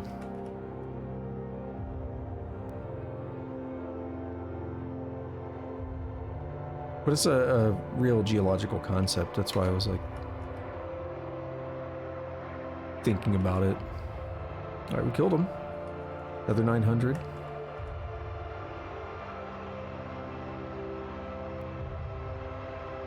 I'm very familiar with 900 numbers. Spent a lot of time on those when I was younger. Actually, not the sex ones, but back in the day, you could call 900 numbers like helplines for games. They would charge you by the minute or whatever. But I remember as a kid, I had Hexen, and it came with, like in the booklet, I think, it had a 900 number for like hints or whatever. And I knew nothing about like religion and stuff. So at that point, I didn't know what Satan was. And it's like a terrible quality phone call. And I called it multiple times trying to understand what it was saying. I thought, like, I didn't know what the word was. I didn't know what it meant. But that was like God mode or something. Like the cheat was Satan. And you just type it in and then you're like invulnerable, I think. But I was like, Gatan? Like G-A-T-A-N? Like, I don't know. I had no reference, right? So I was doing my best, and I had to call that thing multiple times trying to figure it out. And one time, I don't know what game it was for, but I was calling one of those 900 number like helplines, and I dialed the wrong number, and I shit you not, I got a message thing that said like, you've reached the office of Vice President Al Gore. I was like, dude, I've never hung up something so fast. I was like, I'm not supposed to be on that. Nope, get me away from that. It was like an automated line, but I was still like, get me away from that now. I heard that, I was freaking out, because I was like 8 years old or something, right? I was like, I don't know about all that.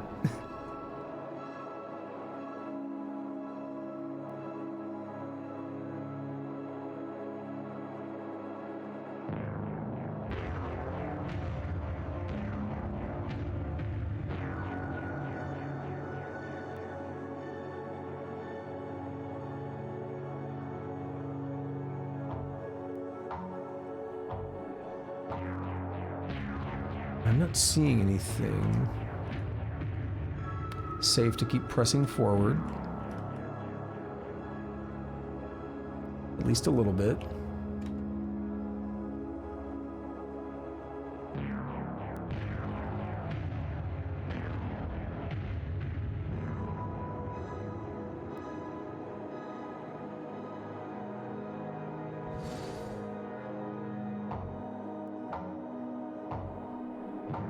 Nothing? I mean, I don't see anything. I need to use the minimap more. The minimap gives you valuable information. Because you can just look for dots. I need to make a habit out of using it. The animus of a vast mind, they are near. But where?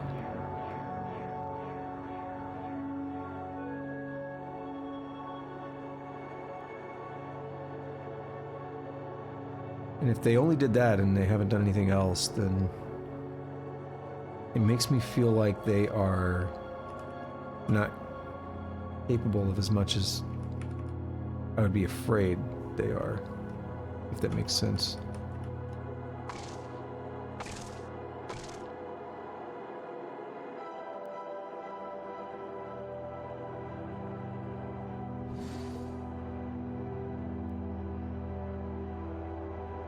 That dude booked it off the map. He said, I'm out of here. Fuck this shit, I'm out. He peaced out. Usually what happens is when you discover the mind or whatever, like the psychic dude, they just magically like, oh, I'm uncovered on the map, now we can fight. Vigor sap. How about no? That's such a no that I will, wait.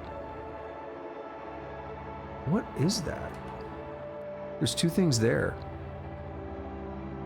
How do I don't know what I'm gonna end up hitting. I can't trust that.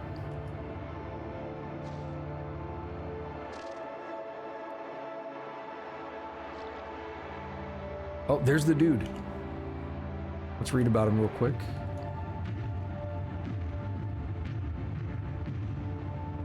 Hostile average. And not much.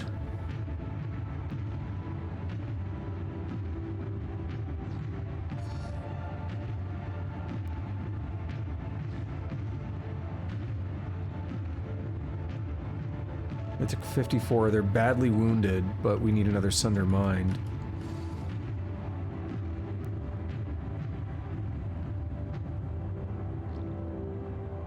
Yeah, I was about to say, should be one more. I was counting, but had to make sure. We can't hit them from there, but we can hit these.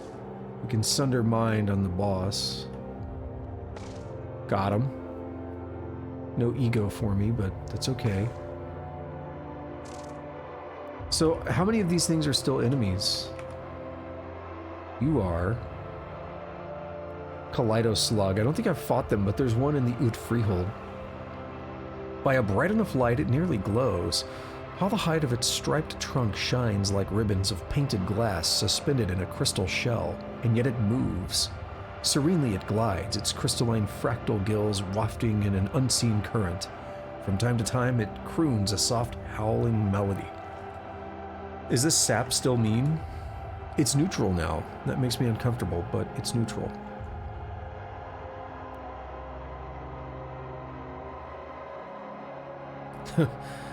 It just permanently drained the Zero Gel's toughness. Are you mean? You are, and this is fun now because we can do something interesting. We can hit all three of these. Boom.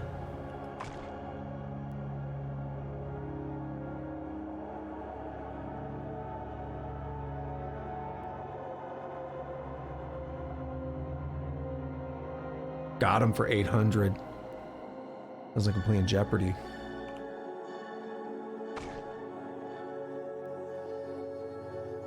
Jeopardy the meme edition. Ah, got him for 800.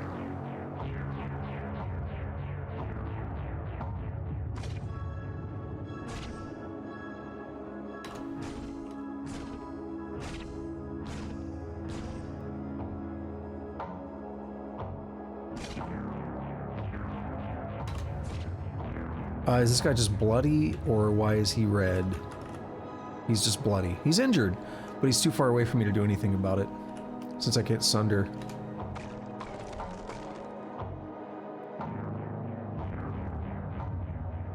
So these guys are still fine. I have a risky idea.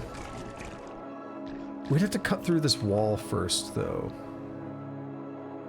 The idea basically being that I could... Oh, wait, they're moving? Ow.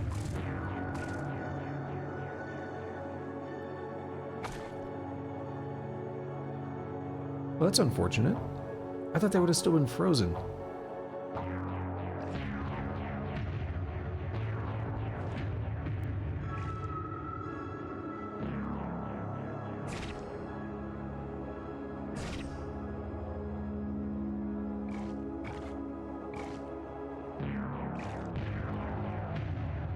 I thought it was ready.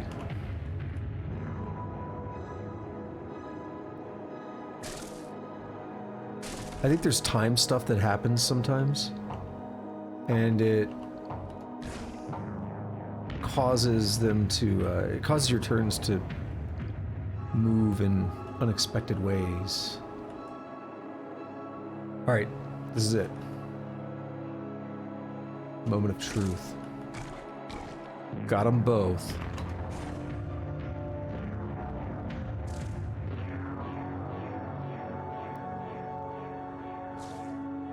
I think I just saw something moving as well, so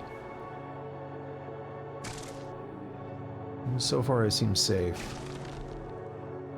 Not quite gonna get me a level up just yet, but we are actually very close. We're 586 out of 589. A third kill should do it, at the rate that these are going. Badly wounded. I almost did a life drain on it. Glad I didn't. Got him. I see my third kill as well.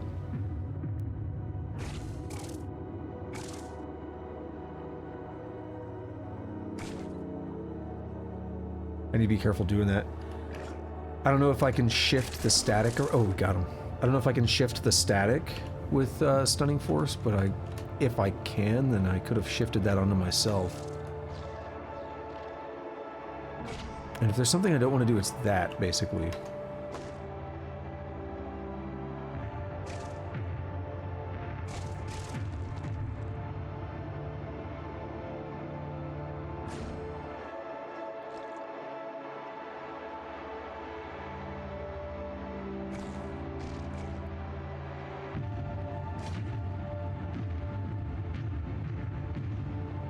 Yeah, I think, what are we at? 588, 64, no, we're gonna need one more kill, because they're only worth 950. Like, one more kill. Dude, even one of the guys that's worth 25 would be enough for the next kill. That's painful, isn't it?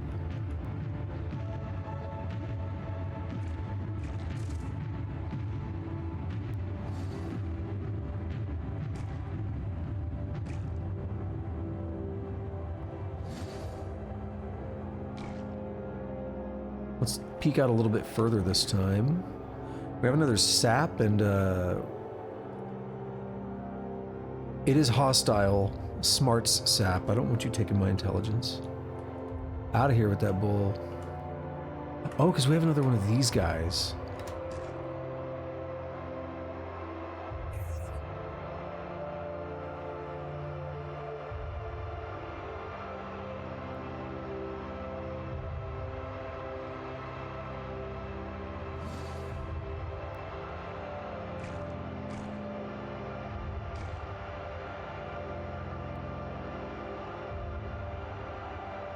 Let me put that to the test. If I can get this kill, Sunder Mind on this guy.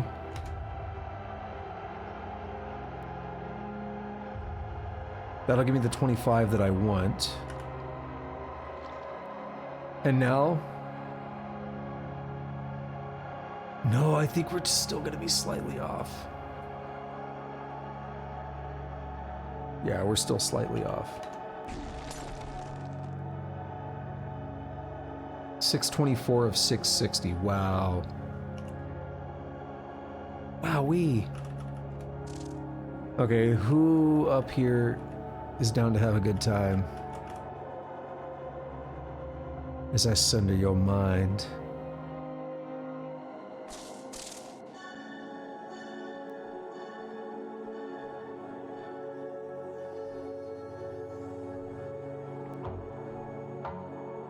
Wait. These are a monad. Alright, let's start talking about programming now. A turnion of transformations are given sharp shape against the fuzzy physics of Earth time. The triangle is inert and of an algebraic substance, but stillness slides of its colors... should be off. But stillness slides off its colorless arms. Objects around it are forced into sets unfamiliar. A monad is a programming concept, but I saw this on the wiki earlier when I was looking at that particular character that I was mentioning I need warm static to trade, to do a water ritual with. And did I say ritual? A water ritual with? That's hard to say. Water ritual with. When I was looking at that individual, I was looking at like the type of, you know how there's like your reputation with insects and this and that, right? So their group also said monads were a part of it, I believe. That's where I saw it earlier. But it looks like they're not hostile to me. They are tough. But I'm perfectly okay not bothering them. I don't know what they do. And as, you know, as long as they're not going to bother me, I don't really care.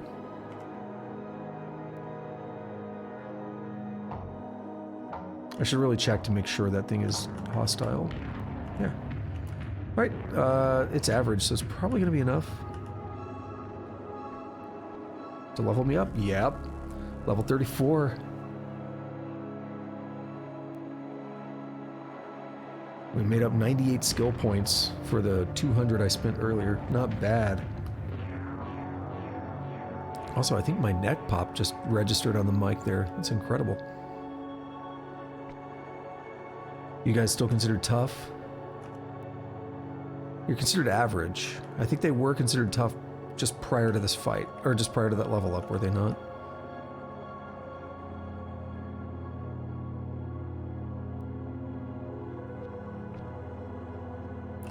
What's this guy doing? We have psychic thralls all over the place. So that tells me we still have one of the guys I can sunder.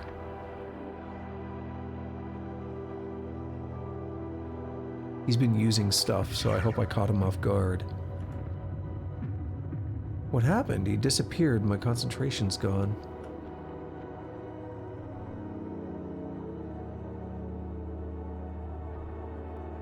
Look at that dude all glitching out over there. This dude right here.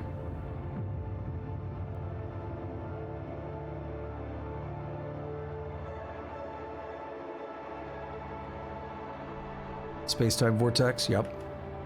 When the game kind of freezes up like that in the middle of a big fight, that's usually what it is. Right, still the one in the force field is the one I'm after.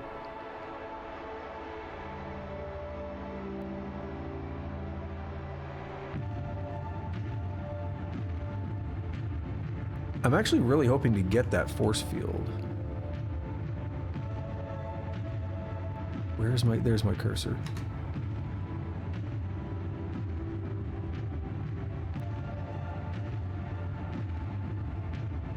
We have 2 space-time vortices out there.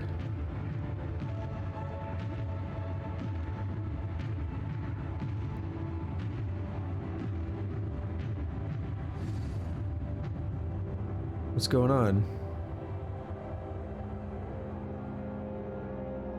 It's like I just lost concentration. It didn't do the cumulative damage thing.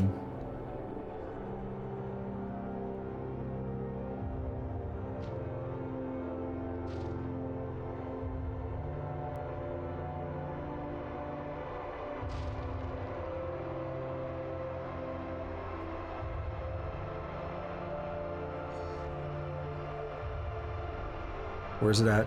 It's not next to me, I'm cool. There's so much happening up there. I don't want to be a part of that.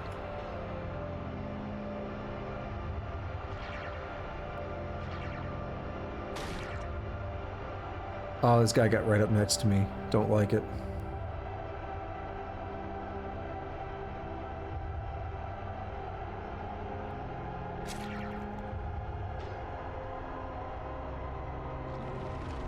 No, it pulled me in. What?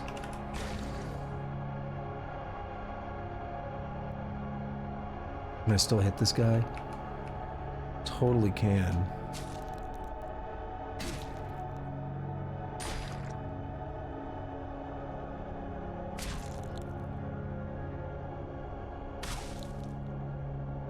Oh, it's sapping that dude. It sapped his intelligence.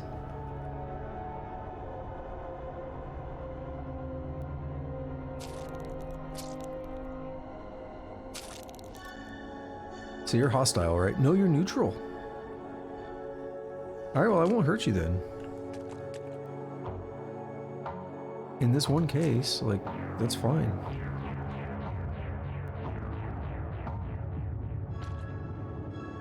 We're gonna sunder him now.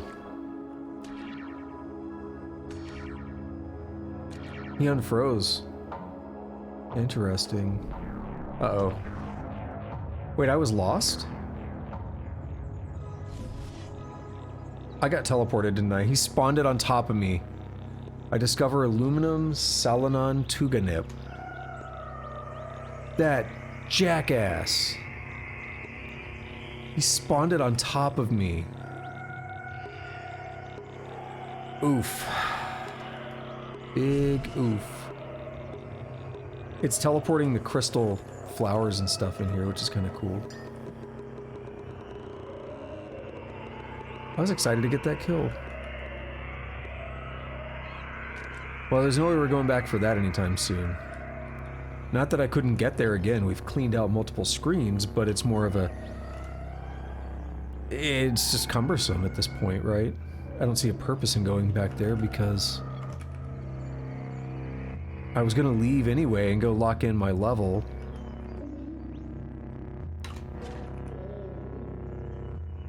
This place is probably pretty easy based on what we've seen so far. I just want to spam some clairvoyance and get a feel for what's actually down or out here.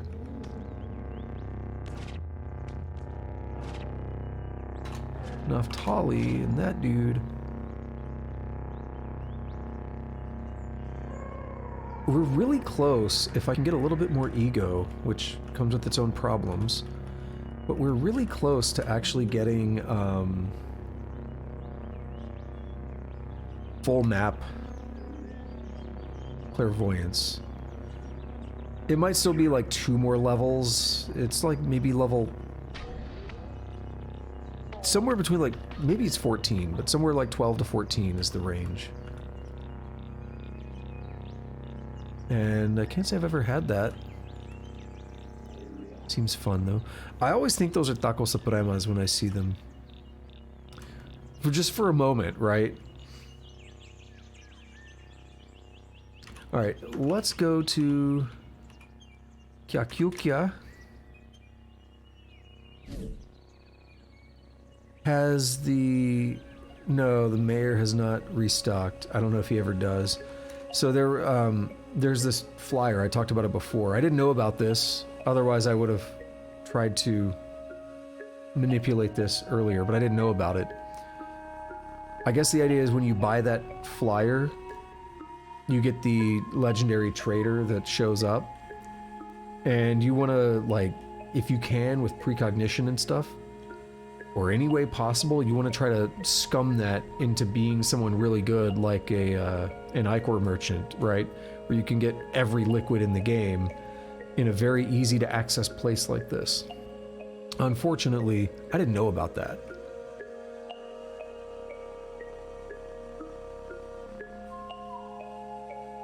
So I'm just kind of stuck with whatever.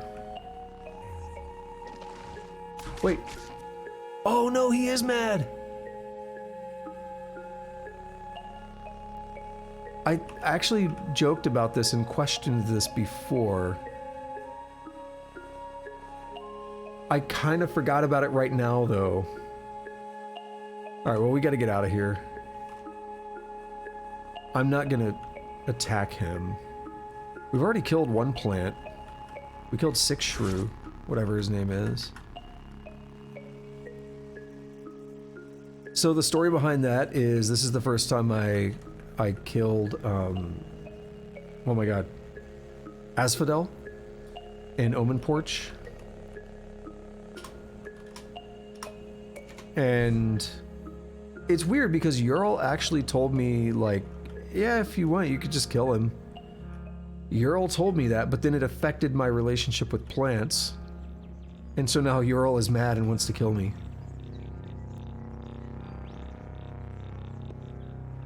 And we did kill 6 shrew, which I honestly kind of definitely regret. Because he is a pretty late game merchant. I don't like that I did that. Actually, here's stuff. No, it's just torches. Never mind. Wait, can we just get these now? Nothing in it. I was thinking if those used to belong to 6 shrew, then maybe we could. What do we have here? Nothing that I want. Got it. Can we identify this? No. Nope, not at all.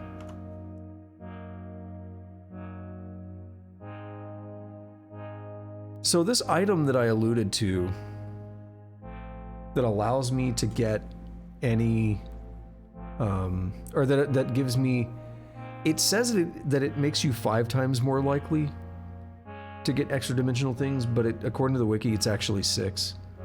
Because you start at a value of 1 and it increases it by 5. So you go up to 6. Not actually to 5. But you can use metamorphic polygel on it, and then you have 2 of them, so you can go up to 11 times more likely to get extra dimensional stuff. And I kind of want to do that. I think it'd be good for my character, for my build. But I just gotta get around to trying it. We are going to have to use neutron flux to do it as well. And I don't know what kind of money I'm going to need. We have a little bit. Like, I have a decent amount of stuff that's worth a bit. I think I'm going to YOLO it, and we're going to try this.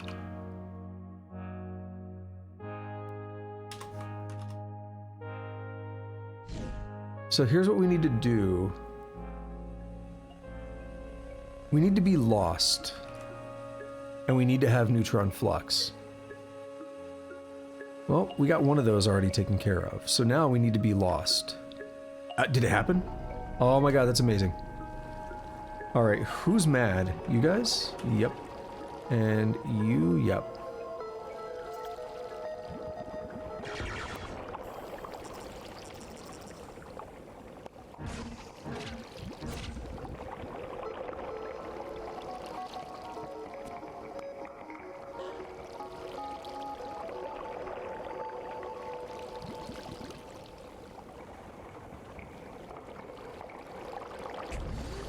Based mental mirror. It left. Actually, for once, I don't want to leave the screen. Because I don't want to lose the, I don't want to accidentally find my bearings. If I can avoid it. I need to find one of those, like, clamshells or whatever.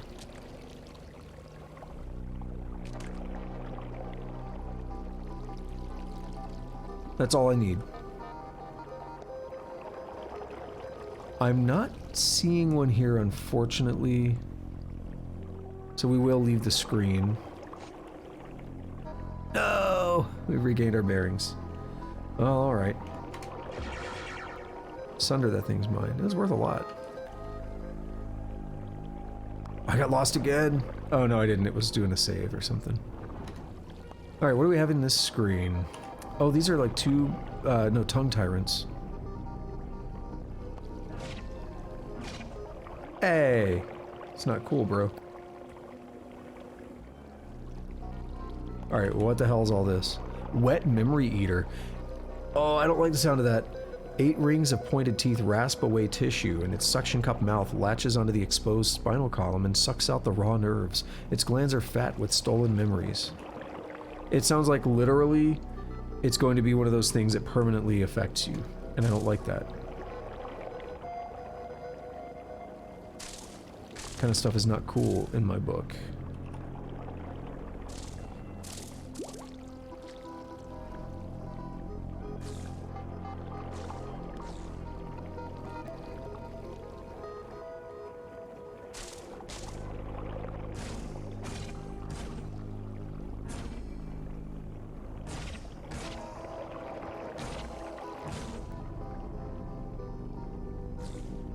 How's this guy doing? Badly wounded. Hey. Keep me away from that thing. Alright, so we got a memory eater, tongue tyrants or whatever now.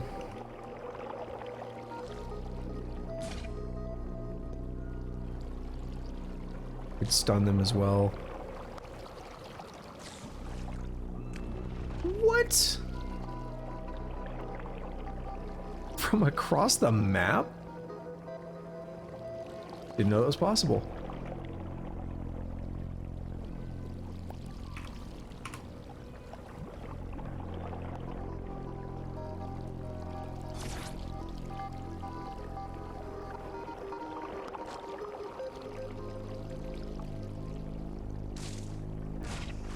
Dude. You absolute dickwad. Stop that.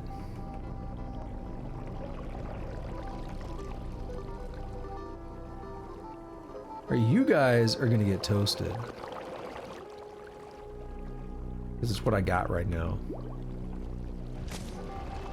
I'm getting toasted too, aren't I? Let me out.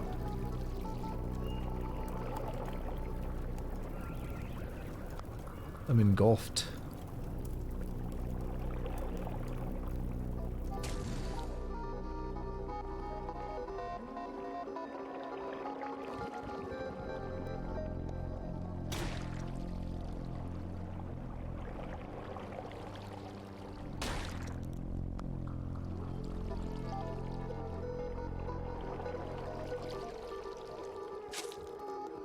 Am I good now? No, I'm still engulfed.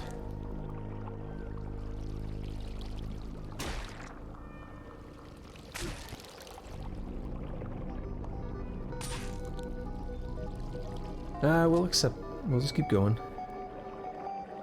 We're gonna be okay for now.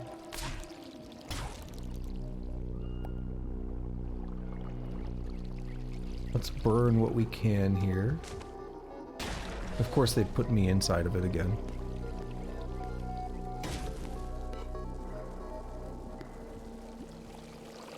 How are these guys doing down here? Injured and fine. Oh man, these things are rough. In large numbers, they are beefy.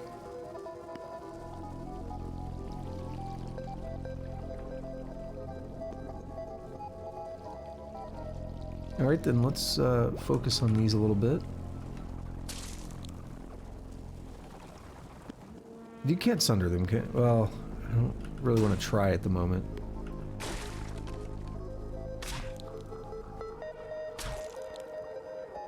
For reasons.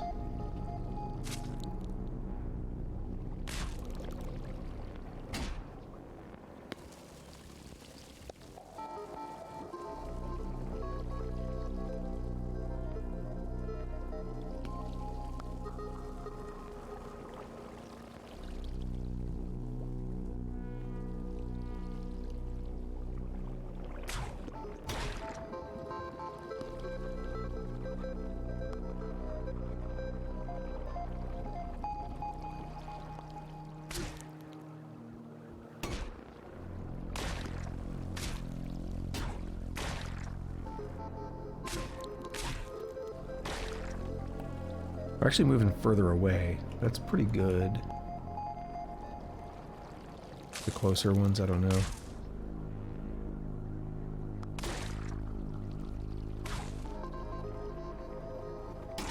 Thought for a moment that I broke free.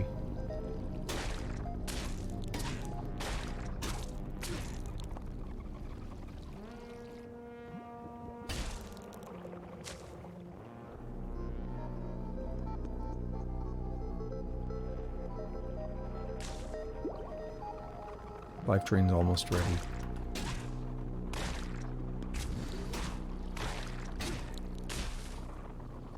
Got him. Perfect. Dude, they straight pulled me right back.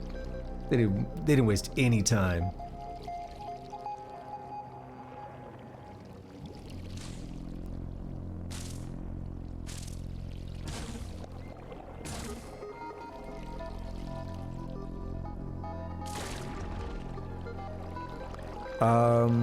I can't even tell.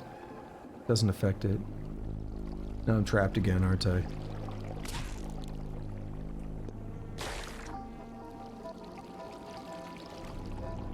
Okay. For now.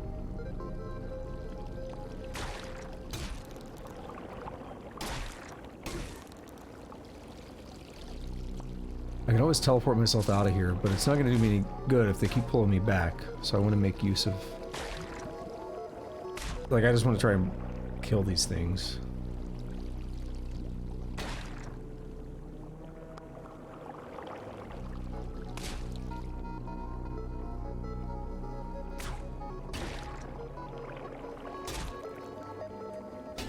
Badly wounded.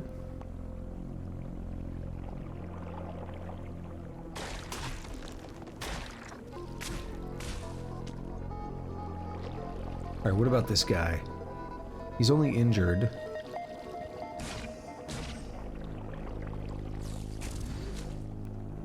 You sons of bitches. Wait, I got... Oh. I got one. God damn it.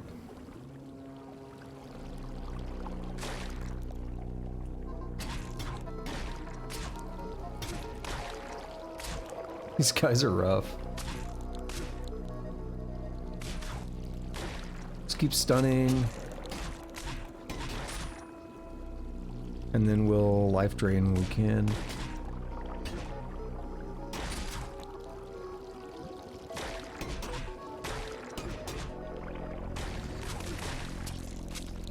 Okay.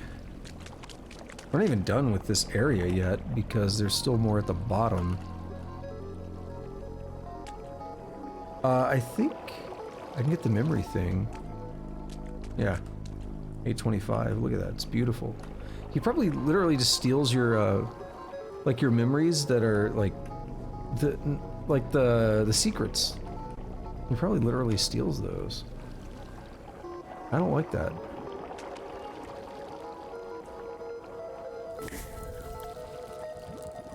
So what I'm not seeing is the thing that I need here. Ah, we regained our bearings. Not what I... No, this is what I needed, though. Did they pull me in? Where am I? Alright, we'll press L to look around. Oh no, there I am on the right. I'm blending in with the plants and stuff. I found what I needed, but I have to be lost according to what I saw.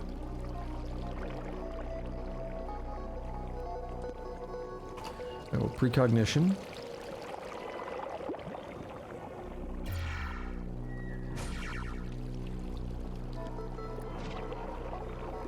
Yes, we'll return. That got bad really quickly, didn't it? We'll teleport. We'll get the off away from that dude. Oh my god, are you fucking serious?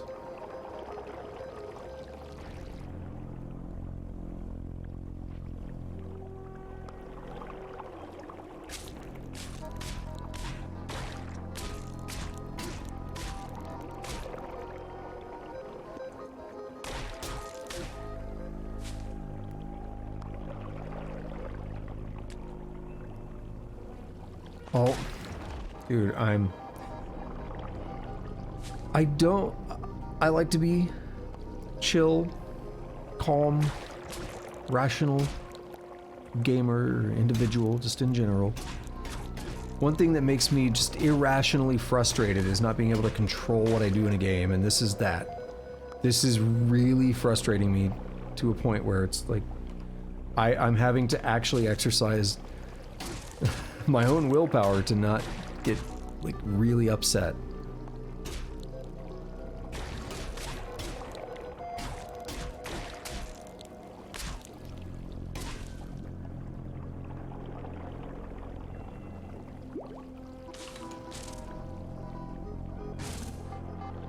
How did it do that? Even freezing them doesn't work, huh?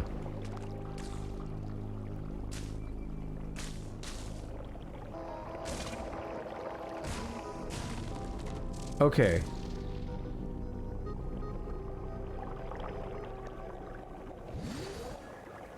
I think I'd like to go back to the freehold, if I can. Just as a way to lock in the experience that I have. Will it let me make a campfire? I hit enter already, but we're waiting. Oh, there's already a campfire. Who's hostile? Why?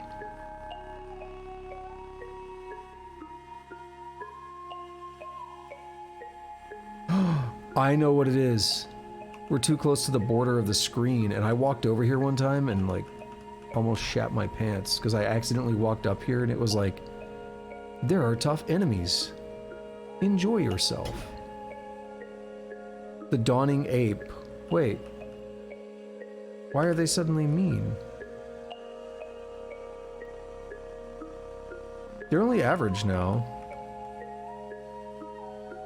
The ogre ape.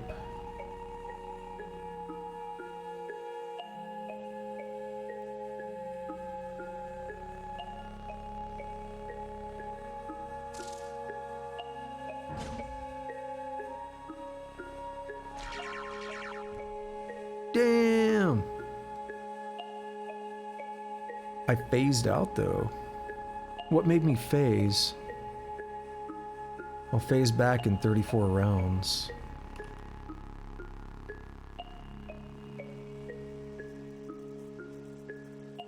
What's the purple? Oh, that's it. Yeah, impossible. Really. Didn't stop me before. Oh my god.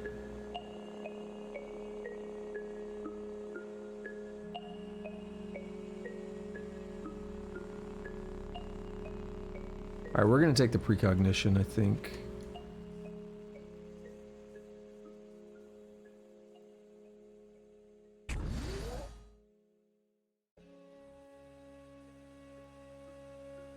What I really need, though, if I could freeze them, then I would,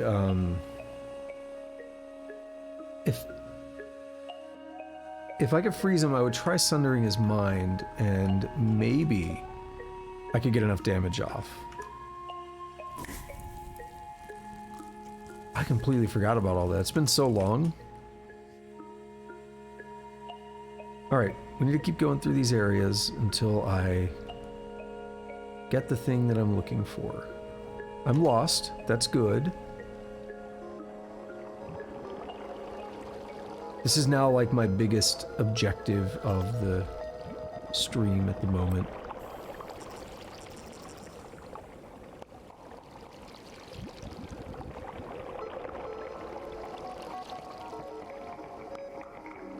You guys are cool? I think they are. Yeah.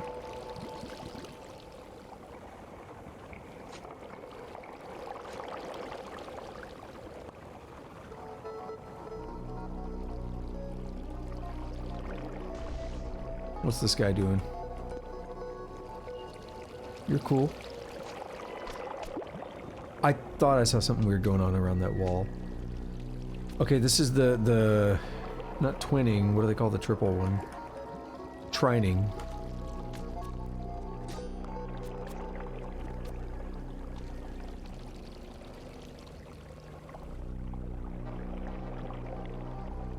If they leave me alone, I'm fine. They suck to kill.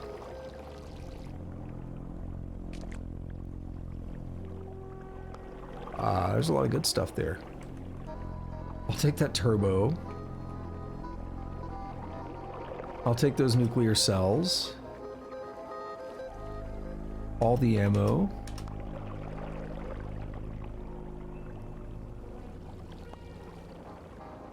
There's something else I keep meaning to save Scum, but we'll have to do it in it. I don't have to, but I want to do it in the city. Copper Quadragon Alarcheva. Okay.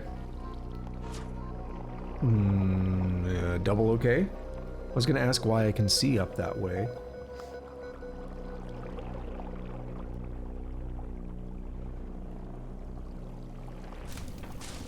Oh, dude, I fucking hate those plants.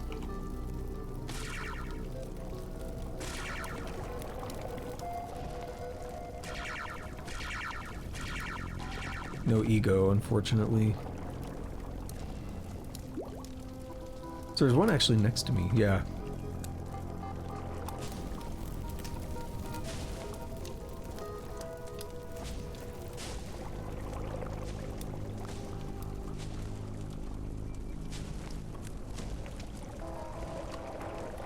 Sundermine is almost ready. I don't like that sap over there. That's for damn sure.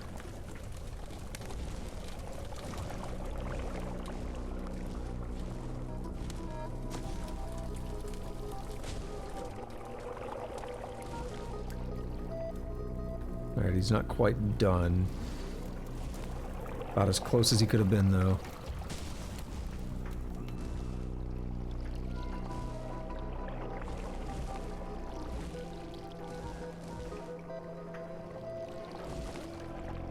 I'd take free ego, please.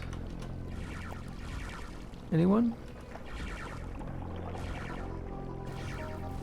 Ah, ha, ha, ha. Yes, let's get more glimmer. I think we'll get up to 11 on everything now. Yes, let's do it. Let's just make the game even more brutal. Rooks, Taw's most powerful servants, birds of psychic praisies, masterful espers from their belfries, also visible to the blah blah blah. Blah blah blah blah blah blah blah. Nothing new there, I don't think. Maybe belfries was different. Yeah, I think it was roosts last time. I like all the bird imagery though, it's really cool.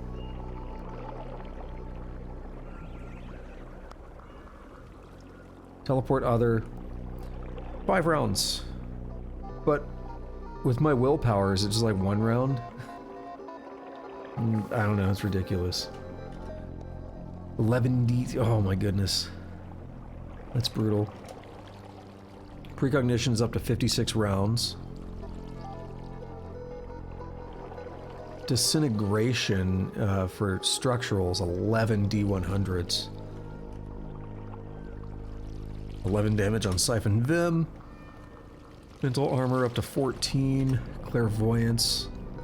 Okay, so we're not full map yet. It's still gonna be... So at level 13 or 14, I think. Maybe even 15, but... We see it's not gonna be level 12, because vision radius goes up to 15. Teleportation. Uncertainty radius of 2. Sunder Mind. It's now a 1d3 plus 5.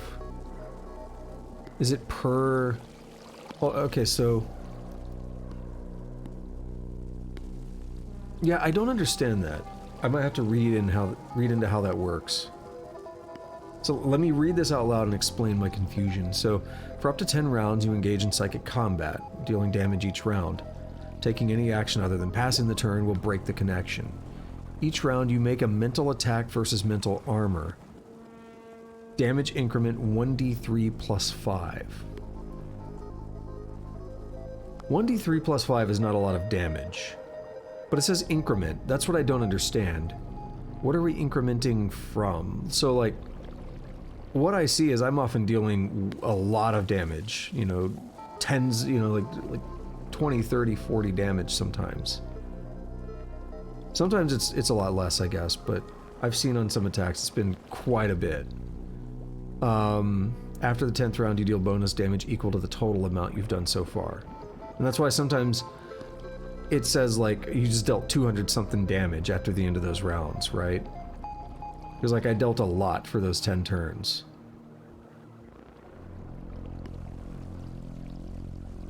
So 1d3 plus 5. I mean, on average, you get 1.5 plus 5. It's not... It's not... I guess you could say it's 6.5 each round. So then on the second round, it's 13. So on round 4, it's 16, right? On round 8, it's 32. I don't know.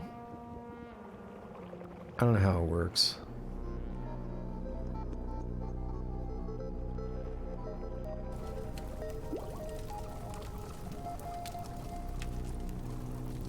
Alright, where's all the dudes that were over here? Dude, that's way too many dudes. Neutral saps and stuff. Okay, mirror bug. Now, I'm curious about this. It glints as it scuttles beneath an lighted exoskeleton of angled glass. It receives +1 to its 2 hit and penetration rolls for each other hostile swarmer. I don't care about that. I'm curious because I was looking at something earlier and someone was talking about how they're afraid of mirror bugs.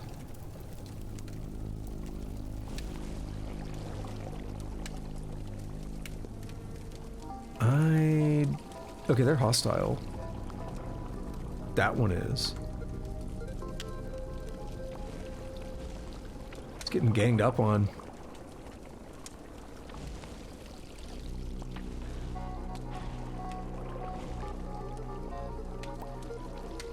kudzu up there? Really? I'd like to talk to the trader here. But we need the hostiles to be done. Mirrorbug is wounded.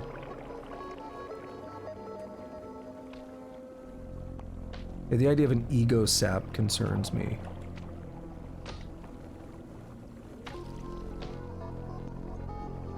Who died? A trash abbot.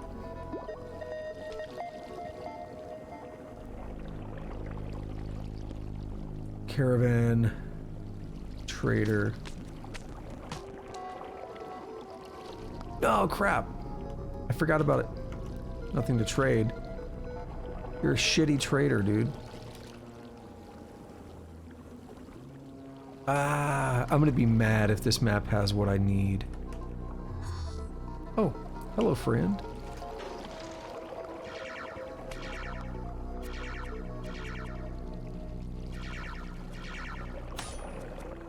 Concentration's broken. That's okay.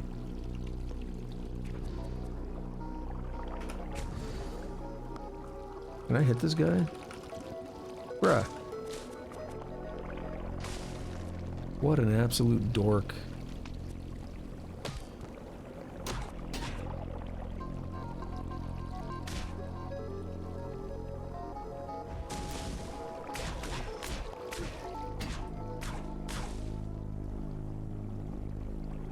So I think it died.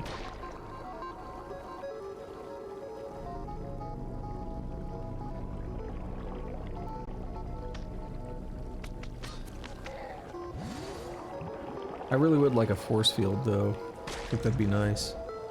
Alright, these wait, are you hostile? Why are you hostile? Strata in the scores of rust-caked trash wrap her like a patterned talith. She wears also earrings of thousand-year glass, shoulder pads of gallium-painted circuit board, and ankle cuffs of corpse hair. She's missing her face.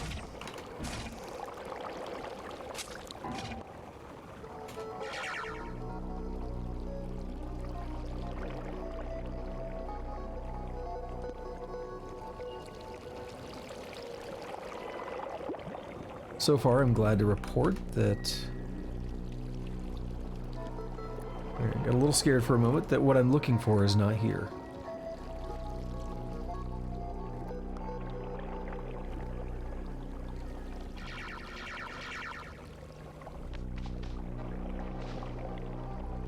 Because I need to be lost.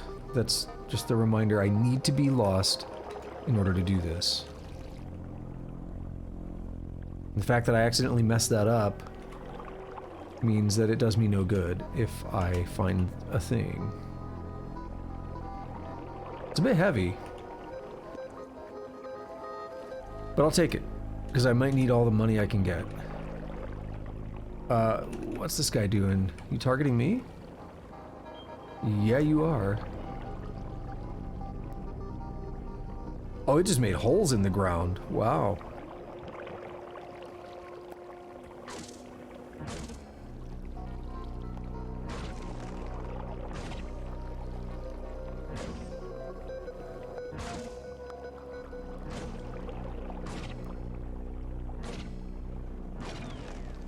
$362, not bad, right? I mean, not great, but not bad. You guys, that guy's not cool. He's the only hostile one, so... Right, I can't do that. He's not a person. He's a robot, isn't he? I wanted to go in there and, check the chest. Alright, let's get out of here.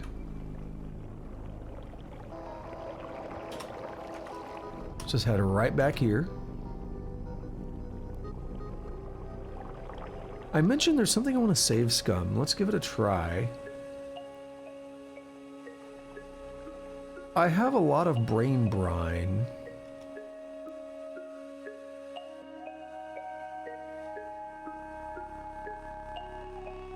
Wait a minute, can I... Oh, there it is. I was looking for another name.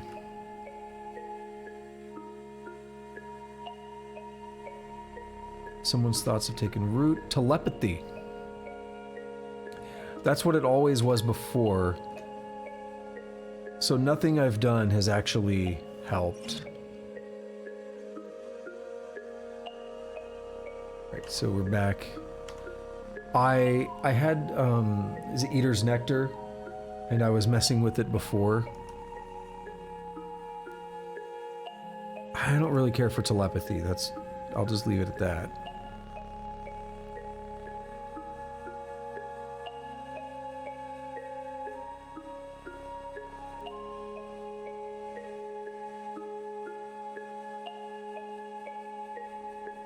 A village? That might be a friendly place. Alamus. I definitely take friendly places. Quatrevolt glider. Its body is clotted, finned cord that hovers and strums the air with magnetic force. Barbells crack out of its mouth, then sizzle and fry its saliva.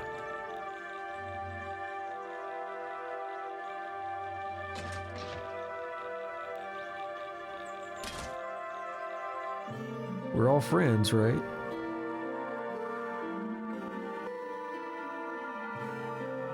Are you a warden? You are.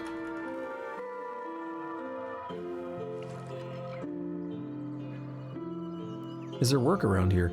Talk to Nashrushwamut Tumokot the ornately finned to the east. Alright, can you... You can't get me there yet. How about now? No. Get over to this statue, let's read about it. Svargim has done what so few others have. He's aged, wart-brained and weightier than his kin. He roams the country with his underlings, cloak-swathed, looking for prey vulnerable to his cycle deviations. I guess that's how you'd say it. It looks like psychic, but cycle. Nope, don't do it.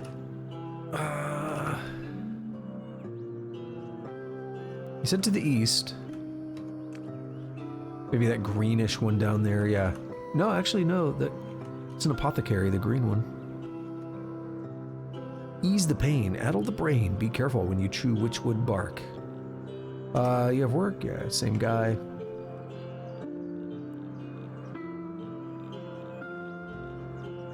Lots of honey. I like honey. In real life. Friendly kudzers, right? Domesticated. Ah, I didn't realize that was engraved. What? All their walls are engraved, but it's the same thing. No nursling shall be praised in Alamus without lifting a bladder of soupy acid and proposing a toast to Copatalisk, legendary Svardium Eld. Well, all I wanted to do is come check this out. Bounce algae with herb glot and talking clams. I gained the activated ability Tongue. I can use Sticky Tongue at level 5.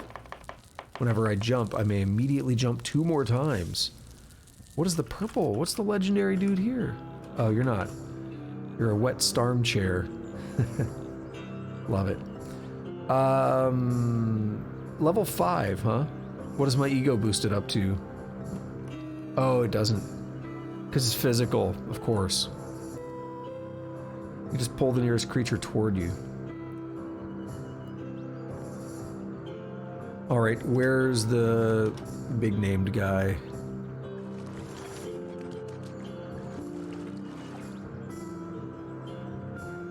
Welcome to the village of Alamus, friend. We are a society who pay homage to Copatalisk, legendary Svardium Eld, and detest obscenity toward Copatalisk, legendary Svardium Eld, if I can talk today. Per our custom, you may drink of our fresh water and quench your thirst. Yo, but I'm looking for work. Drifter, have you heard of the Copataleskian bone oven at Bapul, Goatfolk Village? It is a hallowed altar to us. Often we make pilgrimages to cook at it and contemplate Copatalisk, legendary Svardium Eld. It would honor us if you would do it too. Would you? We will compensate you for your services. Yeah, sure, let's do it. Are you gonna tell me where it's at? Oh, bruh, that sounds easy. Bapul, Goatfold Village. If it's actually a normal village, super easy. Okay, let's hop back up onto the map here.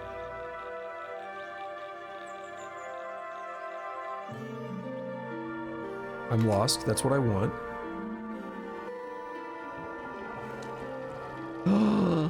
It's time.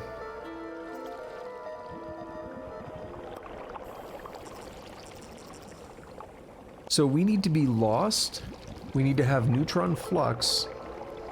Wait a minute. Where'd he go? There was a clam up here and it disappeared. It's because they are... Oh my god.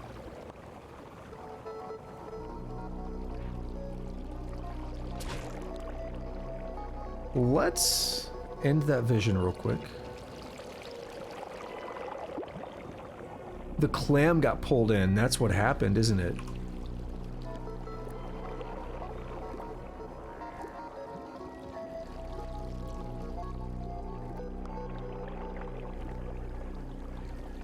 Yep. That's bad.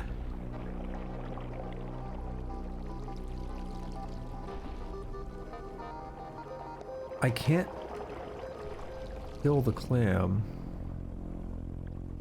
There we go. What is that achievement? Bivalve, B-Y-E, bivalve. You hear a schloop and the world around you warps and shifts violently. 1 dram of neutron flux evaporates from your inventory. In the midst of your disorientation, you find a passageway to another dimension. Oh my goodness. All those who wonder, achievement unlocked. Now the other one, bivalve, was like 10 of 100. I think to do that I have to go through a bunch of these clams. But we're in the place. If we look at the top, it says we're in Zimslum. I don't know how you say that. T-Z-I-M, T-Z-L-U-M, Zimslum. Now I read about this on the wiki earlier, and I actually remembered how to do this without consulting the notes that I made, but we're looking for somebody in here. He should be purple. There we are. What's the thing at the bottom?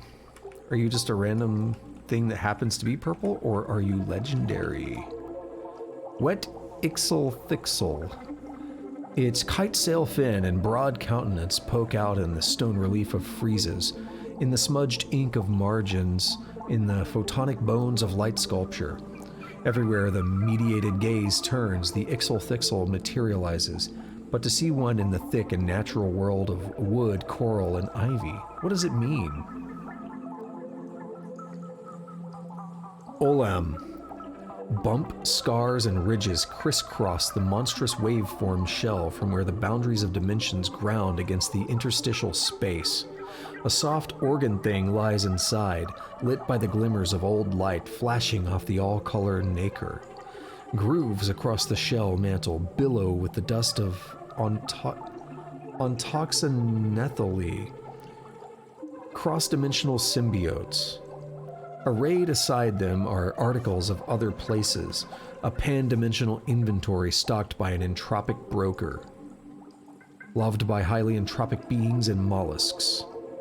Equipped extra-dimensional furs and weird artifact. So, he's disliked by lots of things, but he's loved by highly entropic beings and mollusks. If I had brought warm static here, this is the guy I've been talking about. Oh, is it because of proximity to the clams it has to build the zone in case I walk into them? Wonder what that's about. So let's hope I have enough money. They said it's very expensive. I'm no longer lost. Cool. Yeah, you need warm static. Did I just say the right thing earlier? But yeah, that's what I've been talking about. He's sitting open invitingly. Let's trade. Oh, jeez. That's a lot more than I thought it was going to be.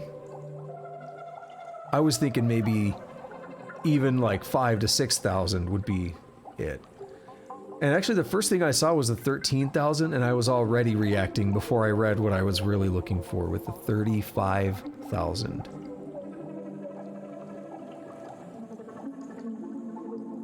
Oof.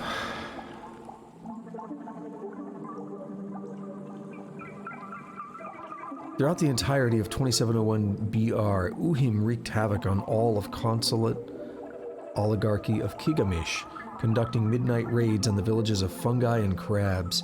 She became known as the Kigamish Bane. I don't think there's really any way I'm getting 35,000 out of this. Out of what I mean, I brought a lot. I don't think I'm getting 35,000 out of it. But this is it, the other pearl. All color nacre is hardened into an ontologically perfect shape. The mathematics of spheres are mere approximations. Inside, ribboned patterns of ether are frozen in stasis and cohere as moonlit vista, a scene somehow tethered to the space-time point whence you observed it. The meaning of this pairing is unknown and unknowable. Gives you 2 mental armor, 40 psychic glimmer. However, objects you find are 5 times more likely to come from other dimensions, and you get plus 300 reputation with highly entropic beings. Now again, according to the wiki, it's not 5 times more likely. There's a base number of 1, and it adds 5 to that. So it's actually 6 times more likely, because in case you didn't know, 1 plus 5 is 6. But I would prefer it to be 5 times more likely, because you could use metamorphic polygel on it and then equip 2 of them, and that brings you up to 11 times more likely. Whereas if it were actually 5 times more likely, it would bring you up to 25. But either way, it makes it where you can much more easily get these extra dimensional items. Let's recall story. The recitation of the drowning of Eudoxia by the witches of Moonhearth, who seek the plane of sorrow. Once in a dream the 9 of us shared, we lived the life of a famous poet in the court of a gleaming city. From the windowed eye of a palace, we'd gaze onto the streets of gold and glass and purple gardens, and the people of the city, suffused in the love of our work, would lay amaranths at the bronze feet of our likenesses, and remit blessings for the august and oracular Casconda. But we would draw the velvet curtain shut and return to the ink oceans and paper isles that were our true domain. There, one unearthly night, we sat in the back-breaking clutch of an iron chair and poured grief onto the page until it surpassed even our own and, by following from its own internal logic, transmuted into something new. When we woke, we wept for days. Then, speaking through hushed and love-soaked whispers, we reconstructed piece by piece the words of the verse we penned in the gleaming city. The drowning of Eudoxia. I saw a turn in the crest of an ocean wave. The sun was pulled apart by clouds and the light was thin. Being a nimble girl of 12, I scurried down the rampart and onto the salt-slick stone of the cliff. Hand under hand, I descended into the raucous spray, turning on every 12th to gaze at the white feathered speck swelling and sinking in the ocean's breath. I, an adept swimmer, sunk into the cold and endless bath, and arm over arm pulled both water and turn toward me. Just then, my ears were drowned in a roar, and the world was suffused in darkness before shattering into light again. My nose was stinging. I wiped the water from my eyes and oriented myself toward the turn, whose tired body floated like leaves, and once again I pulled my astral tether. There was another roar and crash, and then the light returned again, but more slowly this time, and my breath was sucked out of my tiny lungs. I spun my head around in search of the turn, but the water was gleaming and looked as though it held 1,000 turns or none. Another roar and crash, and I was engulfed in the dark realm for what felt like days before my body was pressed back into the sun world, spinning and doll-like. I gasped and whipped about. Far and away I glimpsed the bright stone of the castle, which may have been sand all along, now that it looked so small. The tide pulled me apart and threw the clouded ether between me, and I knew that I was dying. But just when my mind had spread open like a gas, a great swell of water thrust me to the surface and reconstituted me in the bright realm. There I lived forever before I sunk into a new and dark life. So it is still that even after an eternity of hushed nothing, a swell of pressure delivers me into brightness, whereby a strange and curious compulsion I draw a breath of sweetest life before I am again sublimated into extinction. Death is forever approached. That is sick. All right. Well, what does this do? It gives you willpower. That's by virtue of it being from another dimension. The inert star. So am I going to note that that exists? Yeah, I didn't know about that one before. This one's from the nullity of gold. +1 ego and +2 strength. That's pretty good. Pocketed vest for more carry weight.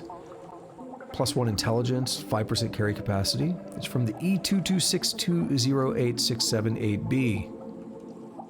The other pearl, it's not from another dimension, it doesn't say. Extra dimensional ontological anchor from the realm of, I can't remember, that's Psi? Or, it's not Theta. Theta would be, I can't describe it, but. Anyway.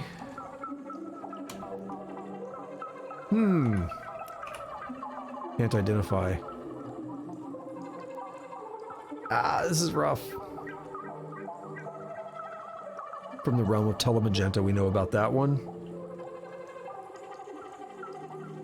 A musket from that same realm that we just read, the E221. Oh, it's pretty good. It's a little bit more expensive than I thought it would be. I have an idea. I doubt it will work, though. I'm not getting rid of my polygel. I will get rid of, like, anti-gravity boots. This coronet, I picked it up for a reason. I just don't see myself being... Look at it. These are only worth 100 something. I'll get rid of every single implant here. Like, I'm willing to get rid of a lot to make this happen, but I don't think it's happening. Not gonna get rid of the spiral borer, though. Maybe the banana. It's only worth 45. Why would I get rid of it? Taco Supremas. We're up to 5 grand. I can get rid of a few glow spheres.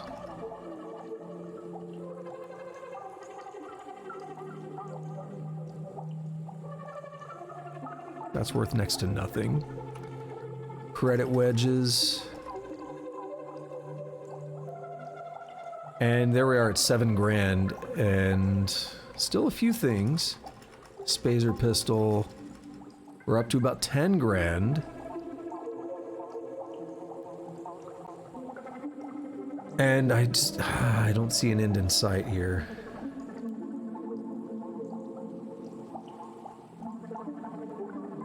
Literally giving up everything. Not brain brine, not cloning draft. Too valuable.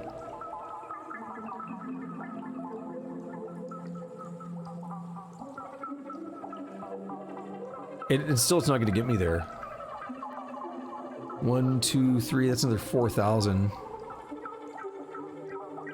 If I could get within 4,000, I might give up some of that. But we're not getting there anytime soon.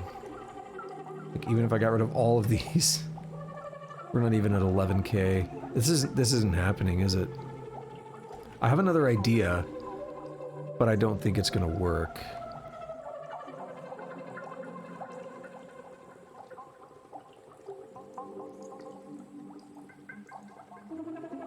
Even if I got rid of the spiral borer, it's not gonna happen. Even if I got rid of these, it's not gonna happen. Like, I can literally get rid of everything and it's not happening. Wow. If I have more ego, I mean, I know what I'm in for now. So if I had a lot more ego, that would work, but that's not gonna happen.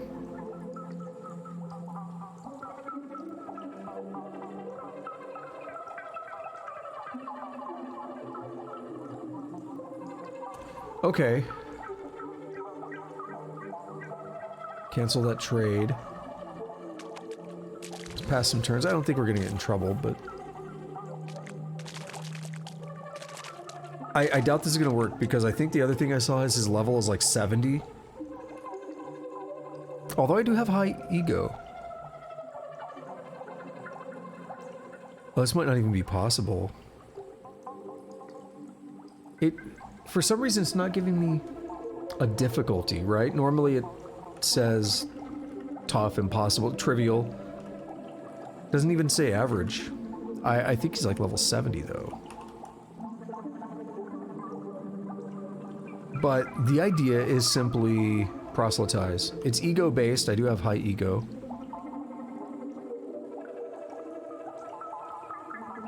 I think it is proselytize, yeah. Unconvinced by my pleas.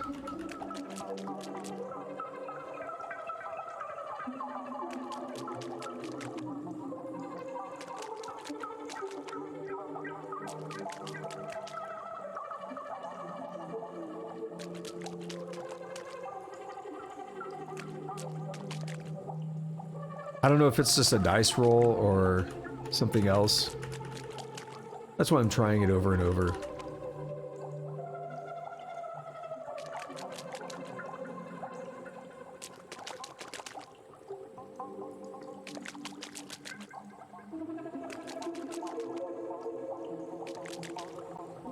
It's not working.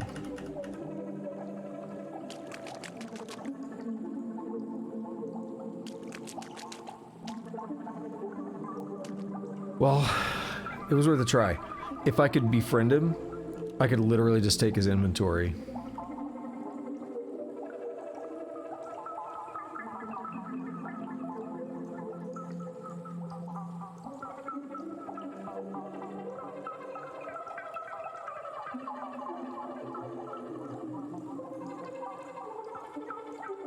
Son of a bitch. I don't want to fight him.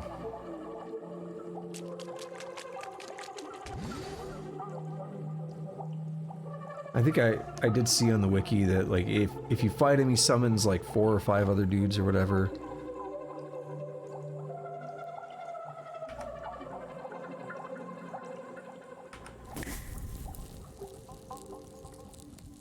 A sprinkle of cursed, a colossal, and a smidgen of fall creek flake. So it actually doesn't have names for stuff because we're in such a strange place. It messed up figuring out what I put in my meal. Now the question is, I guess I can come back, but it costs another neutron flux, right? That's just burning away the water. Didn't exactly intend for that, but it's okay.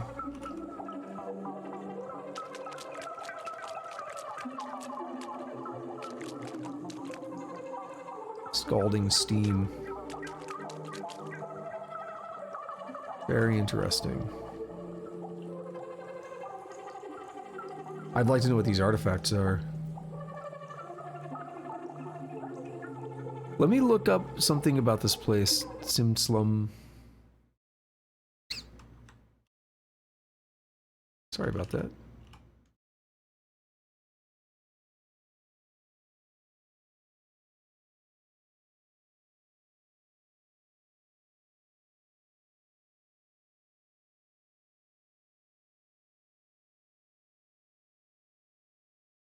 Okay,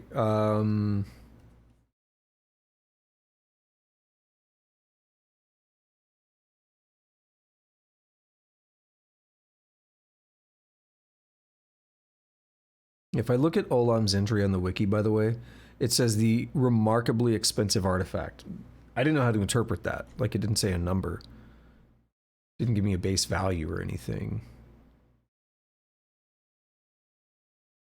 So that's why I was like, I don't know, we'll just come in. I mean, I was willing to part with 10 grand there, and it still wasn't enough.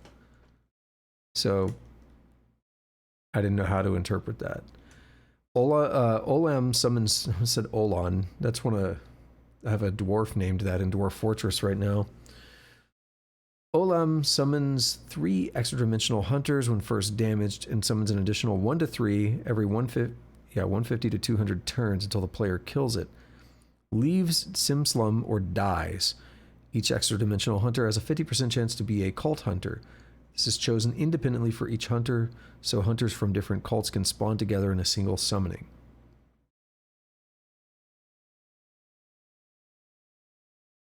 He has this lay shifting mutation, which it activates when a hostile creature approaches within 2 tiles. Yeah. Like any other merchant, he'll drop the items he's carrying. If an extra dimensional item which provides a mutation is equipped this way, Olam will gain access to that mutation boosted by its ego of 14 to 27. He's level 66. He has 9,999 health, according to the wiki.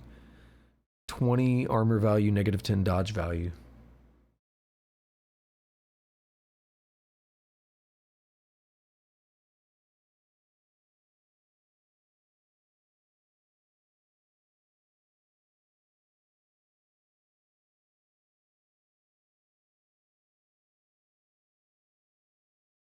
Oh no, I read the wrong thing. Like any other merchant, Olam will equip items it's carrying if it lacks an item in that slot. That's why I was a little confused when I read about like him gaining mutations and stuff. That's what it is.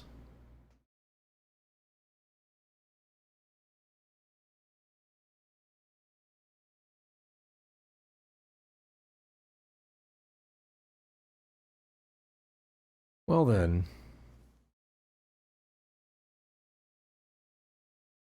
I was curious if you can get like a recoiler or something.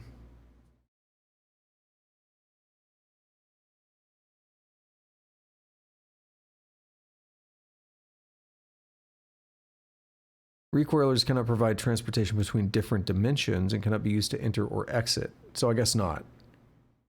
I knew from before that I couldn't recoil out of here.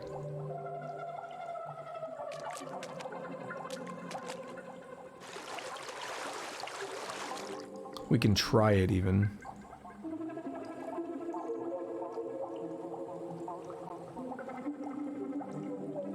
Where do I want to go now? You're stuck in a remote pocket dimension and cannot recoil out.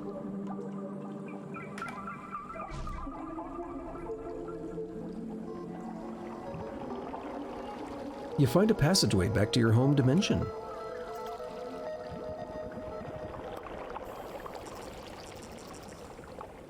So now it's a matter of doing that all over again at some point. This guy's mad at me. What the hell's that on the left? Galgal. A troika of monstrous gleaming wheels orbit a center sphere of xenon clouds and gallium lightning. The spokes are laminated crysteel...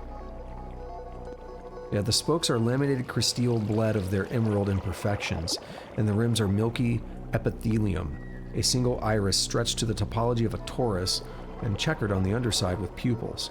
Its movement traces the carpentry of worlds. God, that's so sick. Why is this game so cool? I'm gonna guess I can't sunder its mind. Bit of a wild, like I'm just going out on a limb here. But I'm gonna guess that something like that may not even have a mind.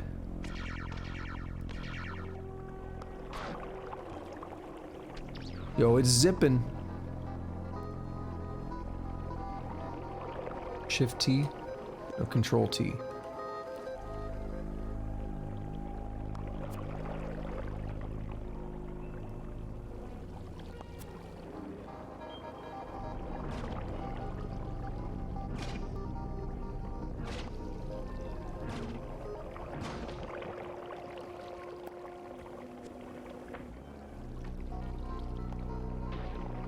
Alright, this is perfect. Stunned it.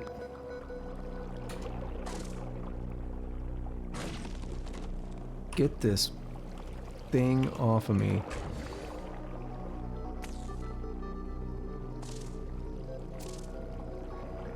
Alright, this little guy is Kaleidoslug. I want to get this kill. These other guys are just annoying me.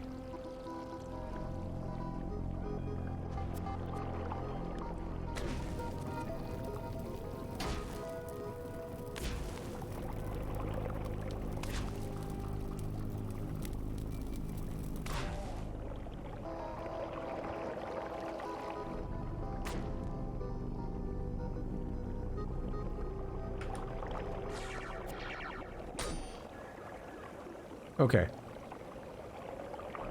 Doing okay still. Lightly damaged. I don't think I want to chill it yet. I have a reason for that. Okay, we can see its projected field of movement. I'll chill it now, maybe. Yeah, that dude died. I really don't want them to die, but they're trying to steal my kill. The epitome of greed.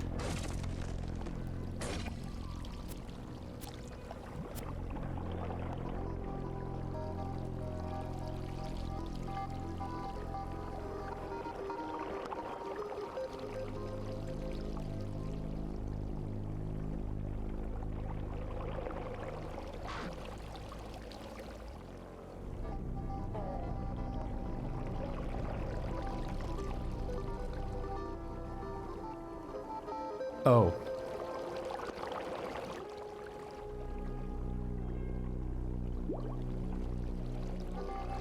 I didn't realize it was dealing that much damage. Did it stun me? You like that delayed, like, oh. I was knocked pro- yeah, I did. It did multiple attacks, didn't it? What, so, it was stunned. It remains stunned. It stares, it charges, it runs me over, I'm knocked prone. So I took 44 damage. I stand up. Nothing else happens, then it immediately stares, charges, runs me over. I'm knocked prone, I'm dazed, 59 damage. Stand up, stares, charges, runs me over, knocked prone, 59 damage. Wow. Alright, that thing is goofy. So, interestingly enough, we lost all the information we got about those other dimensions, but do I really care? I couldn't buy what I was looking for. So, I mean, I really didn't... I mean, it's not that big of a deal, right? I don't have that much to show for it, so... I guess that's okay. It's a bit of an anticlimactic ending to that, but... it is what it is, right? That means I did get my, I got my flux back. For now. The idea would still be to go back there when I can afford to buy that. Or eventually just wish for it and say screw it.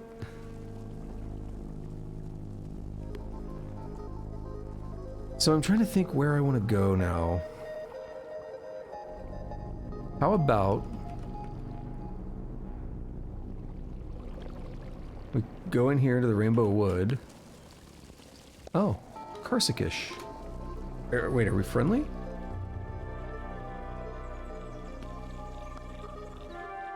I was going to say, I think I hear happy music. I do. Is this a mushroom village?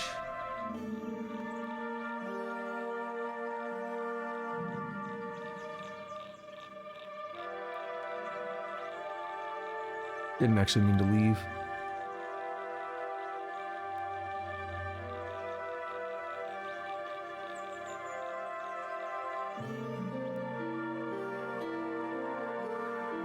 I don't really feel comfortable being here.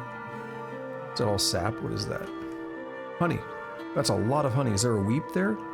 We got another weep there. Yeah.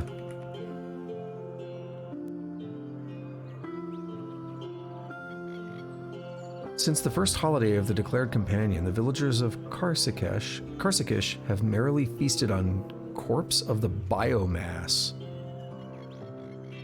Cool. Actually, I forget to look at this. Yep, giant honey weep. Village tinker, huh? Well, let's teleport up there. I don't want to walk through the mushrooms. I'm paranoid about that. Inuki 4 to the southeast. Oh, you got ish, dude. You got all kinds of ish.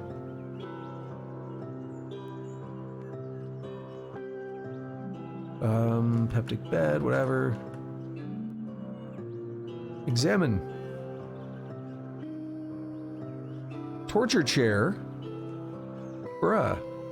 You can put a cell in it, too.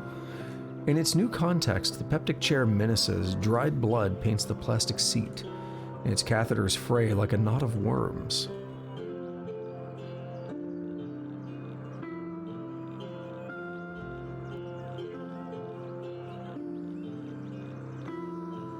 Uh-oh. It's fine, we have a checkpoint.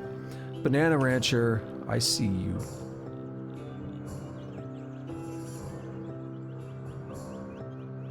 We got a lot of painted stuff.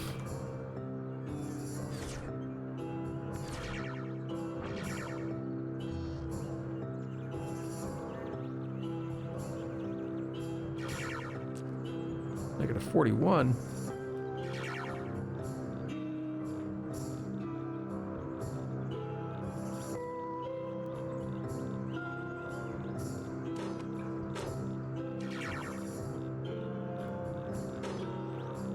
I think, like, all those are fake, basically. Doesn't mean they can't kill me.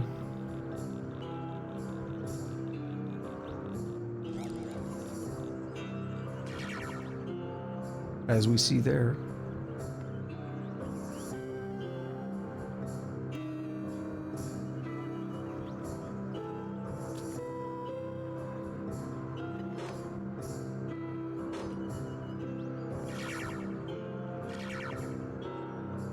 Alright, let's try to get him. Wait, did I already lose concentration? Ah, I totally did immediately.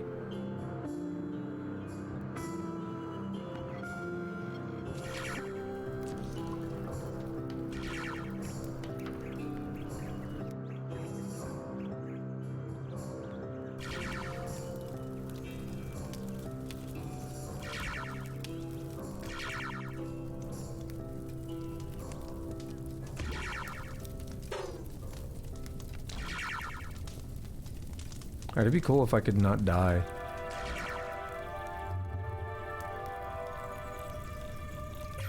I won't even return to the start of the vision. It's literally this city we just walked out of. It's not gonna matter if I die.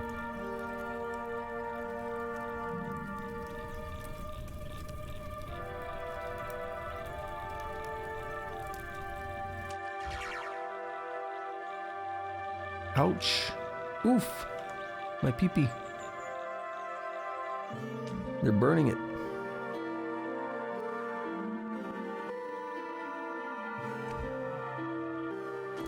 Oh yeah, they are killing me.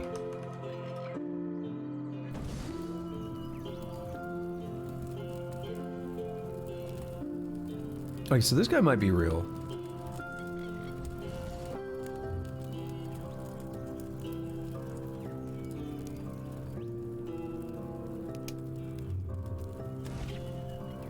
Oh, that's painful. Laze beam, huh? Let me out of there. Oh, that's actually kind of bad. I didn't think about going into the city like this.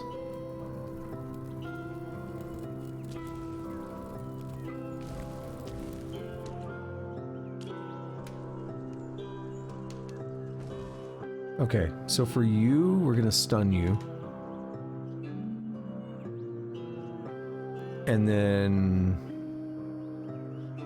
this guy up here, keep him chilled.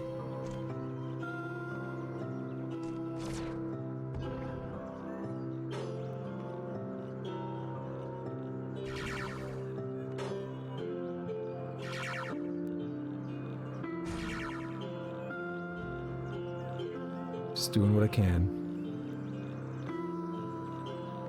Badly wounded. Ow.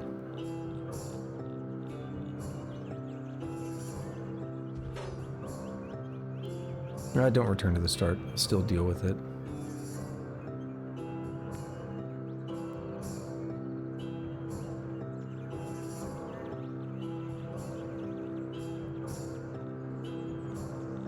Oh, I'm so torn on how I want to do this. That guy's badly wounded. That guy's wounded and confused. Alright, got him, right? No, I lost sight of him. He's just confused and roaming around. I kind of need to get off the screen.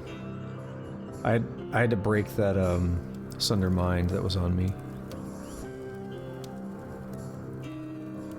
Alright, we'll chill this guy, he might die. And then we'll sunder this one. Oh, nope, I died. That's okay. Like I said, in this case, I can just be really lazy about it. You can try that.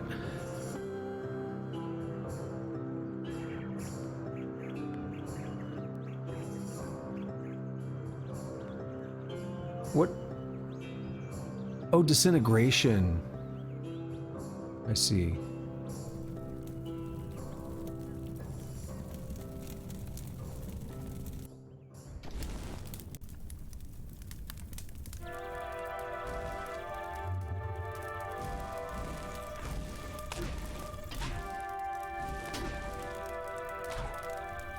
Hey, I'll take that free ego. For bopping that dude.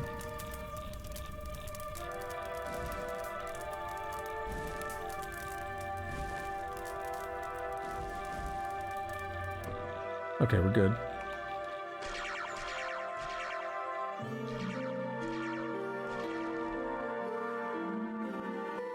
So we're still at 11 there. Okay, let's lock in that kill. And we're just gonna YOLO this. Because it's literally not YOLO. We're at a safe zone.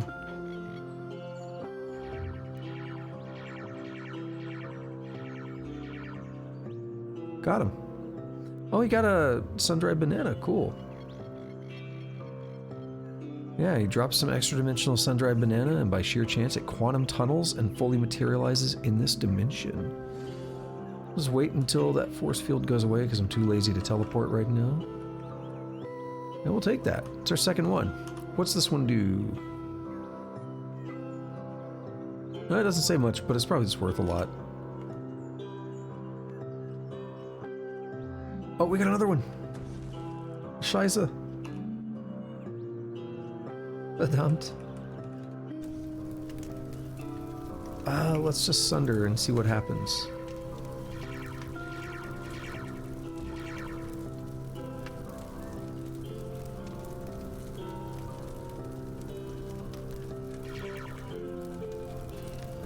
$66 damage. So we did 14, 15, 20, 12, 15, 57, 66. 62. 56.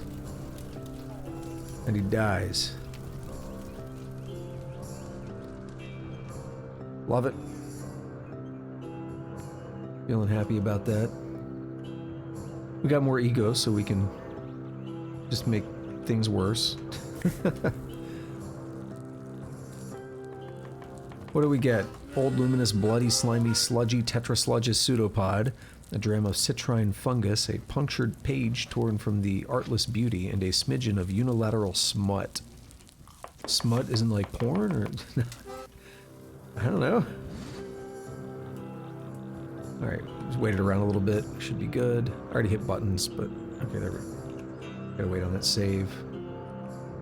Any more banana ranchers? It's not looking like it. Alright, we need to go get some soup. That's what I'm actually here to do. We're in the right general area to do it. I gotta do this quick and get out of there.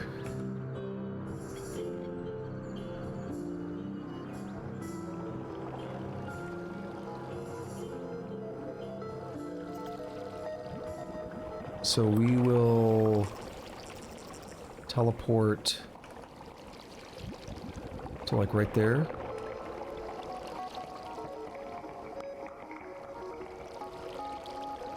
Collect.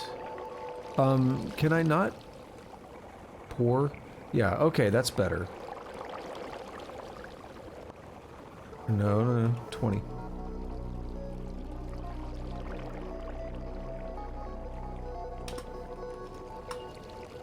Yoink. Alright, let's see if this works. We'll at least have made some progress on this today. To be fair, I could go back to the 6-day stilt and see if I can get another neutron flux, and we could be done with that portion as well. But I also like the idea of exploring the other version of it, too.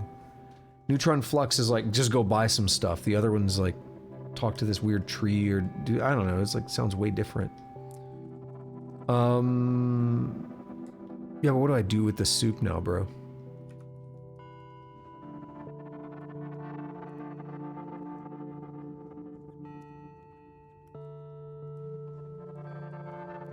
I guess we don't use it yet.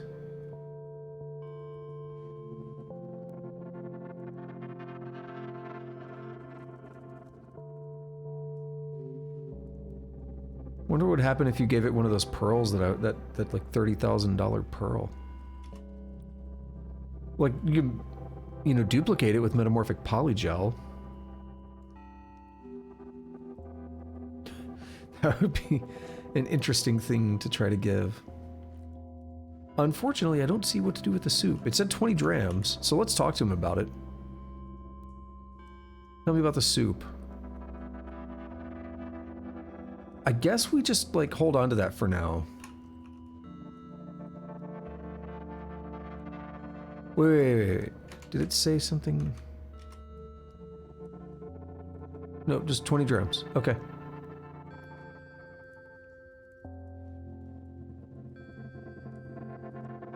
Yeah, we're just gonna drop this here. And that's our soup for later, right? I mean, we're gonna need it. So, whatever. Let's go back up to the surface. There's really no better route for me to take out of here than just to manually walk back up. Because I'm gonna go to the 6-day stilt and see what I can get a hold of.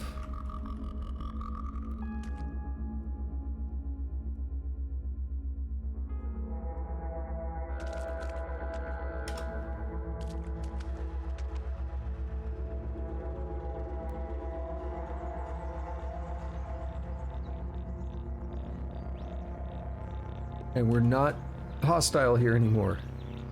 Actually safe.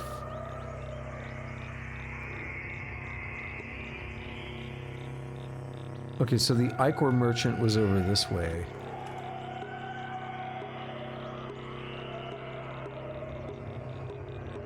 And I think I got a couple other merchants I want to double check.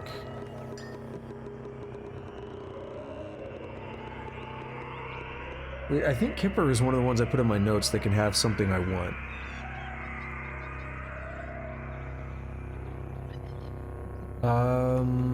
You don't have anything I really care about right now.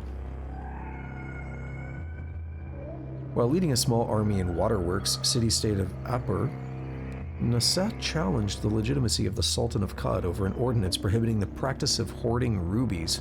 She won and ascended to the throne. She was 101 years old. This glass bottle is a vessel of exquisitely blown glass. The style hints that it originates from the coast of Fuming God Sea on the far side of Mograyi, and that it was likely exported by the Dromads. Cool. Now what about this Kipper? I don't know what the hell a Kipper is, to be honest.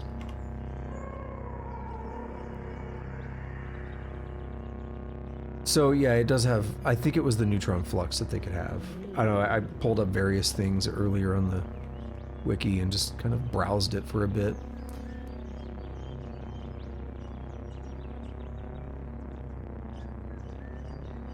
Interestingly enough, I probably could have leveled up had I stuck to the moon stair. Could have probably leveled up 1 or 2 more times by now. But I kind of like the exploration that I did more.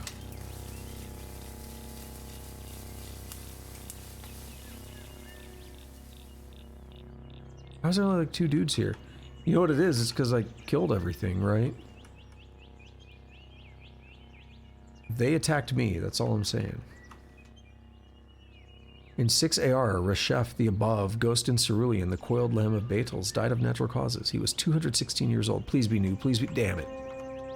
I was like, please be new. Anything interesting here?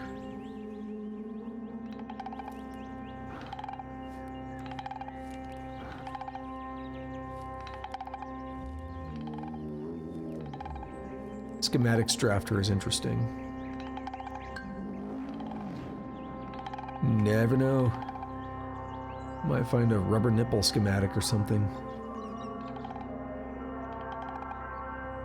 Flashbang is obviously good for monochrome. Phase cannon, though, that's a beefy boy. The schematic costs a lot, and the materials, and 8. Astral Gals demarcate the phasic slits along the frustum's length. Noise is sucked out of time in expectancy. Dude, something about that first sentence broke me, and now I can't read anymore. Astral Gals demarcate the phasic slits along the frustum's length. Noise is sucked out of time in expectancy of cross-plane fusion. Yeah, that... Oh, I forgot there's a centipede nest here. We don't want to spend too much time on this screen. Squeaky sound incoming.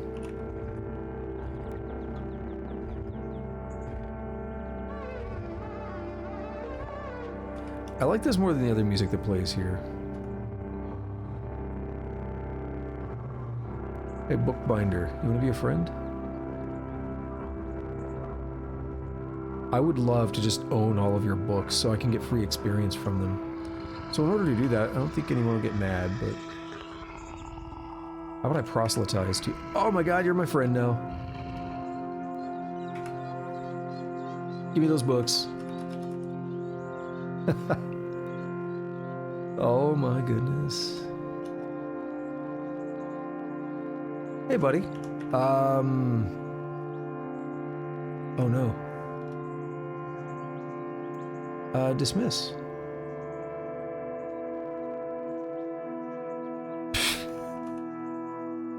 Oh my god, I love that. Hey bro, give me your books. Bye. Oh, son of a bitch. I picked up all that fresh water.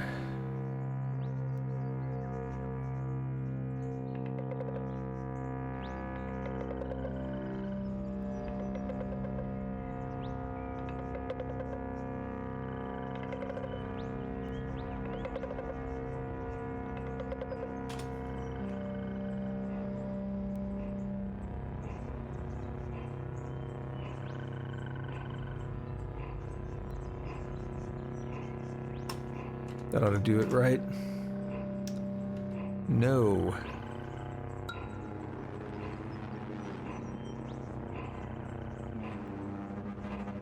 We're dropping 2 more.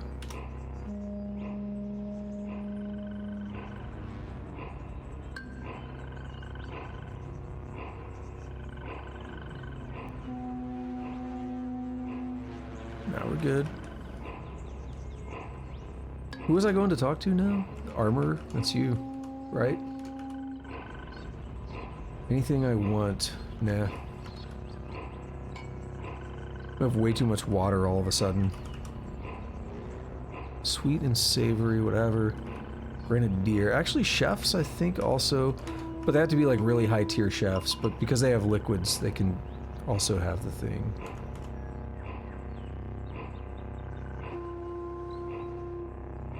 Grenadier.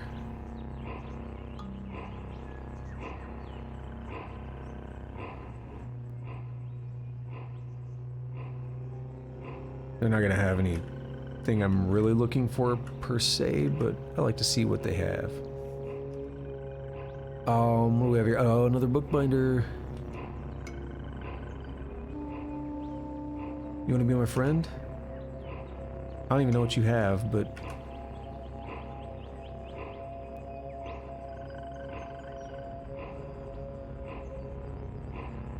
Yeah, all kinds of goodies, man. All kinds of goodies.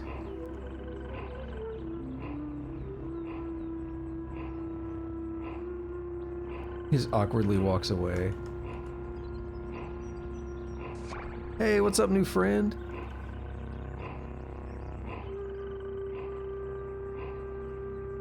I'm gonna be encumbered here, but it's okay. Might as well take the star apple and the copper nugget. It's free. It's free money. Alright, we're done. I hope it doesn't break them as a store, but I'm not as concerned with a bookbinder. I mean, yeah, you could just trade money for experience by doing it over and over, but I'm not as concerned with that as I am, like, a really good shop. That's why I'm kind of just like, yeah, whatever, go for it. I wonder how that's, like, weighing me down. It's all that water. It really is. But what... To have something, like, really heavy I can just drop real quick. Spacer pistol, that'll get me right to where I need to be. Good thing is... Oh, I gotta remember it's on that bed. Another bookbinder? Oh my god. I suddenly want to keep the spacer pistol and find something even heavier.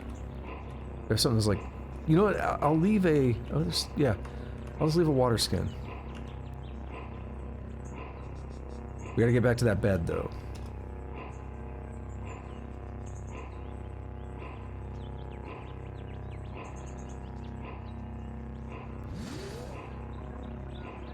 Because I do want to get that stuff back.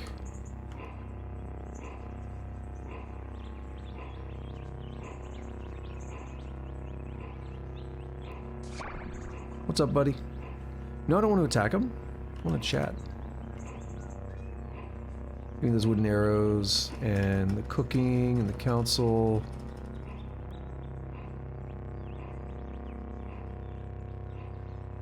Oh my god, the wrong button. Alright, we're coming up at the end here of my session today. Here in about 5 minutes. We're gonna kind of just wind down here with this extra experience and stuff, and then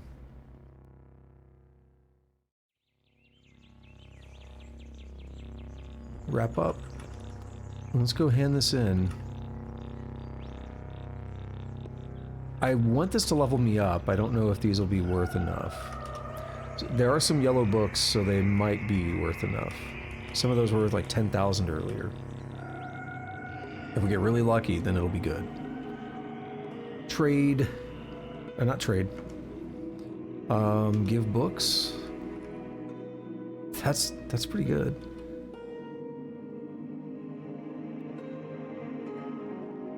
Climber from Q Girls. That's an interesting one. Disquisition on the Malady of the Mimic. I've read that before. I haven't read some of these, I don't think, but we can actually come back here and read them later anyway, if I really want to. There's a little bit too many for me to care to read right now, if I'm being honest. I know I've read Council at Gamma Rock. I might have read Frivolous Lives. I think I read Fawns of the Meadow. We'll hand over everything except for the disease book. 15,683.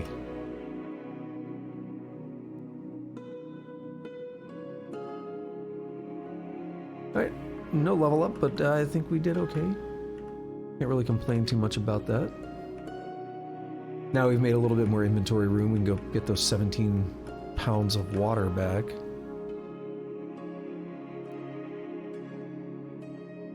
As much as I don't need it, might as well get it back.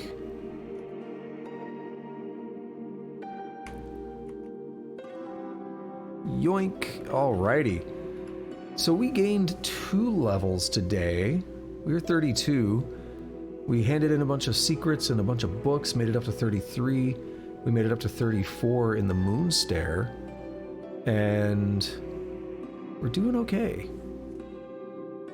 I'd like to be 35. I'd like to be like level 80 right now, if I'm being honest. But it is what it is. Anyone that I would... Yeah, there's no one to really, like, trade with, dominate and trade with here, unfortunately.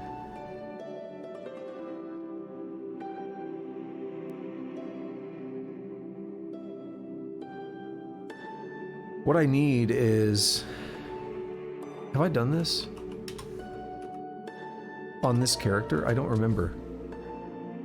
I'll keep going a little bit longer on the stream if I can get like 20 books here or something and just go ham, but I think yeah, I already looted them. Of course I did.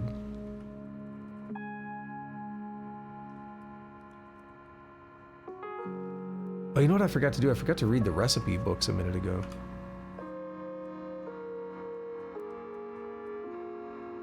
Yeah, I think I read this. No, I actually remember reading this. Is anyone mad? You're not.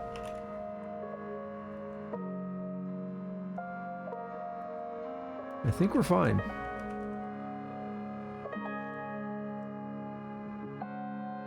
Literally just to steal one book. Just one book for a little bit of extra experience. Are there more hiding around in here? Especially, are there any easy ones to steal? What's your deal? Jacobo, you're a merchant. What do you think of... Oh, what do you think of Clunk's presence? I admit a burning curiosity to see the joined imagination of our Q-girl and Pax Clunk, and no doubt yours as well. Watching such a creation burgeon from empty space to fullness of being would be a joyful entry in the chronicles of my life, but too many fingers tingle in the honeypot, as my cubhood mentor would tell me. Anything... You got a book. I don't want to pay 68 for it. I could try to befriend him. What did I pick up? An artifact. What kind of artifact? One that weighs 6. Displacer Carbide Long Sword. I don't know why I emphasized the syllables that I did, but sometimes you emphasize the wrong syllable and it sounds strange. Salt and scars from a comet's tail along the length of the azure blade's edge. Displacer. When powered, this weapon randomly teleports its target 1 to 4 tiles away on a successful hit. I'm torn by that. I don't know if I would want that or not if I were on a melee character. It seems a bit like it would be annoying. What the hell? Phylactery of Hachonut Horthagust. It's just a phylactery, so it's like a dead dude in there? Isn't that like an urn kind of thing or something? I mean, we see him in the Tomb of the Eaters, right? Ornately carved wood conceals a chrome interior. An inscription speaks to the holy rhombus, the blood of the reclaimed, and the honor of digital servitude. What?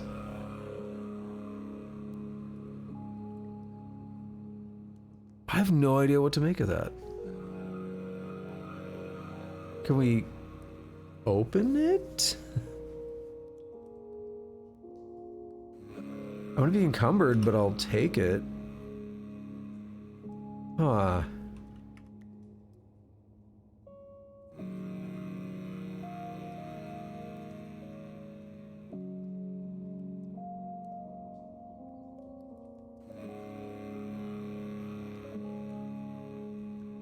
I thought I disassembled these earlier. Did I die? I must have died. Whatever run that was. What is this? Force projector.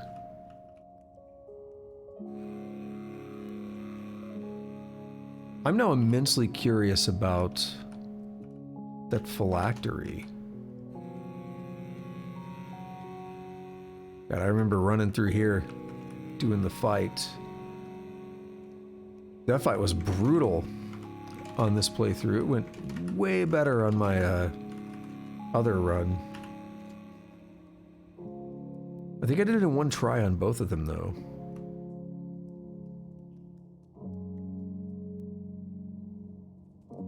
I'll leave that EMP for a reason. Oh, right, we got lots of goodies here. That's right, the Eigen rifle and stuff. It's worth a decent amount. I want to leave an EMP because if I ever need to, and I remember, which is, it's a long shot, but if I think about it, what I'll do is I will come back here, I'll go to Ezra, I'll eat the thing that gives me psychometry, I'll come back here and I mean, okay, first of all, do I even know how to make one already? Because I might. I don't seem to know how to make any grenades. Oh no, I do. I'm just looking for the wrong thing. But yeah, I don't see EMP. So there may be a reason for me to come back and learn how to make that. So I don't have any Lover's Blossom. Do I have any... I don't have any Dreadroot. Okay.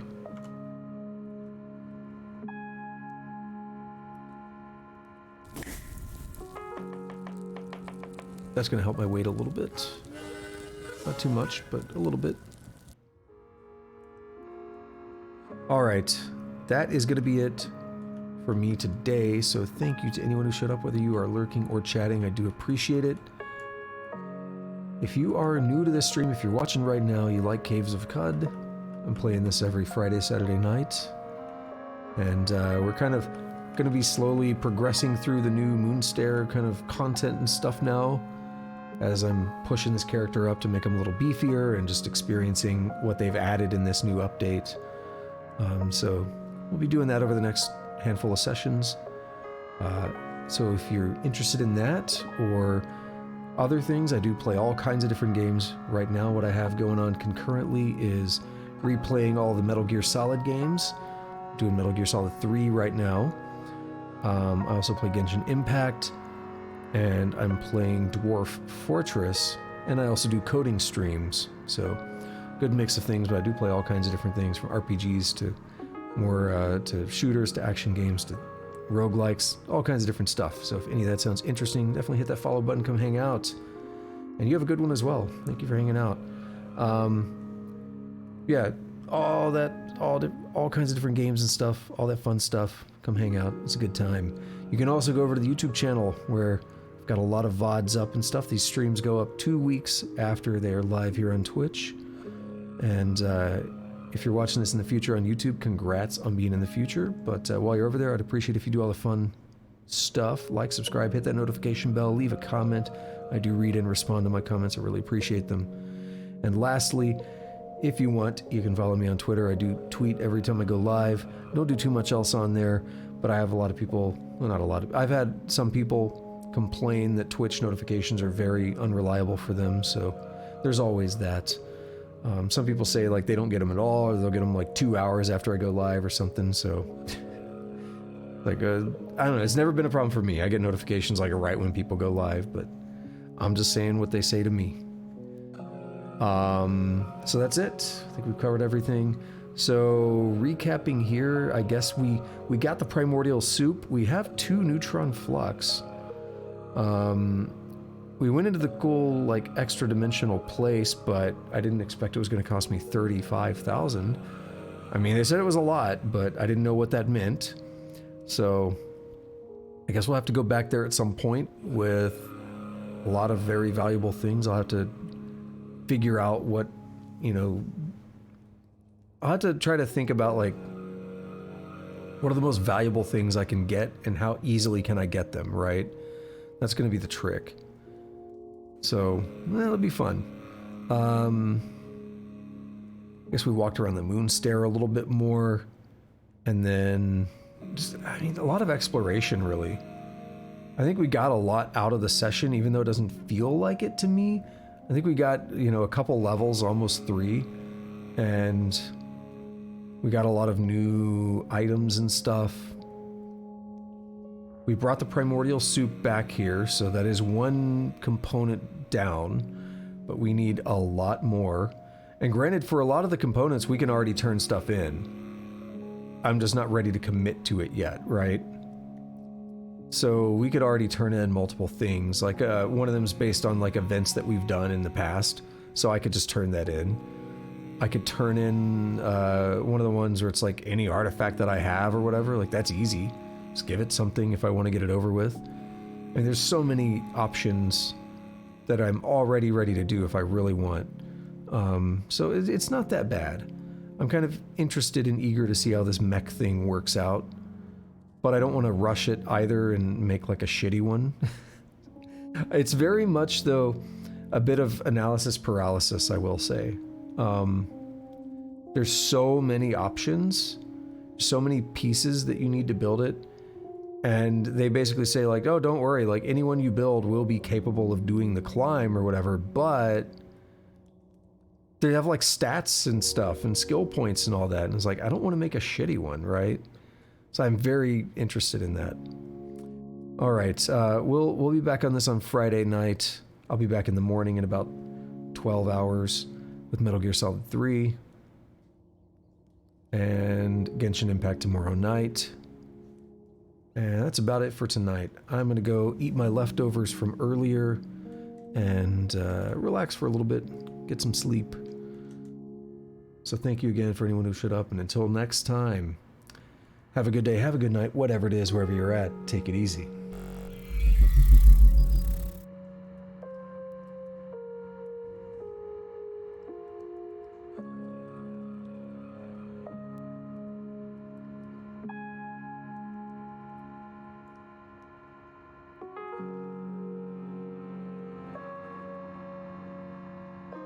You're beautiful when you're dying.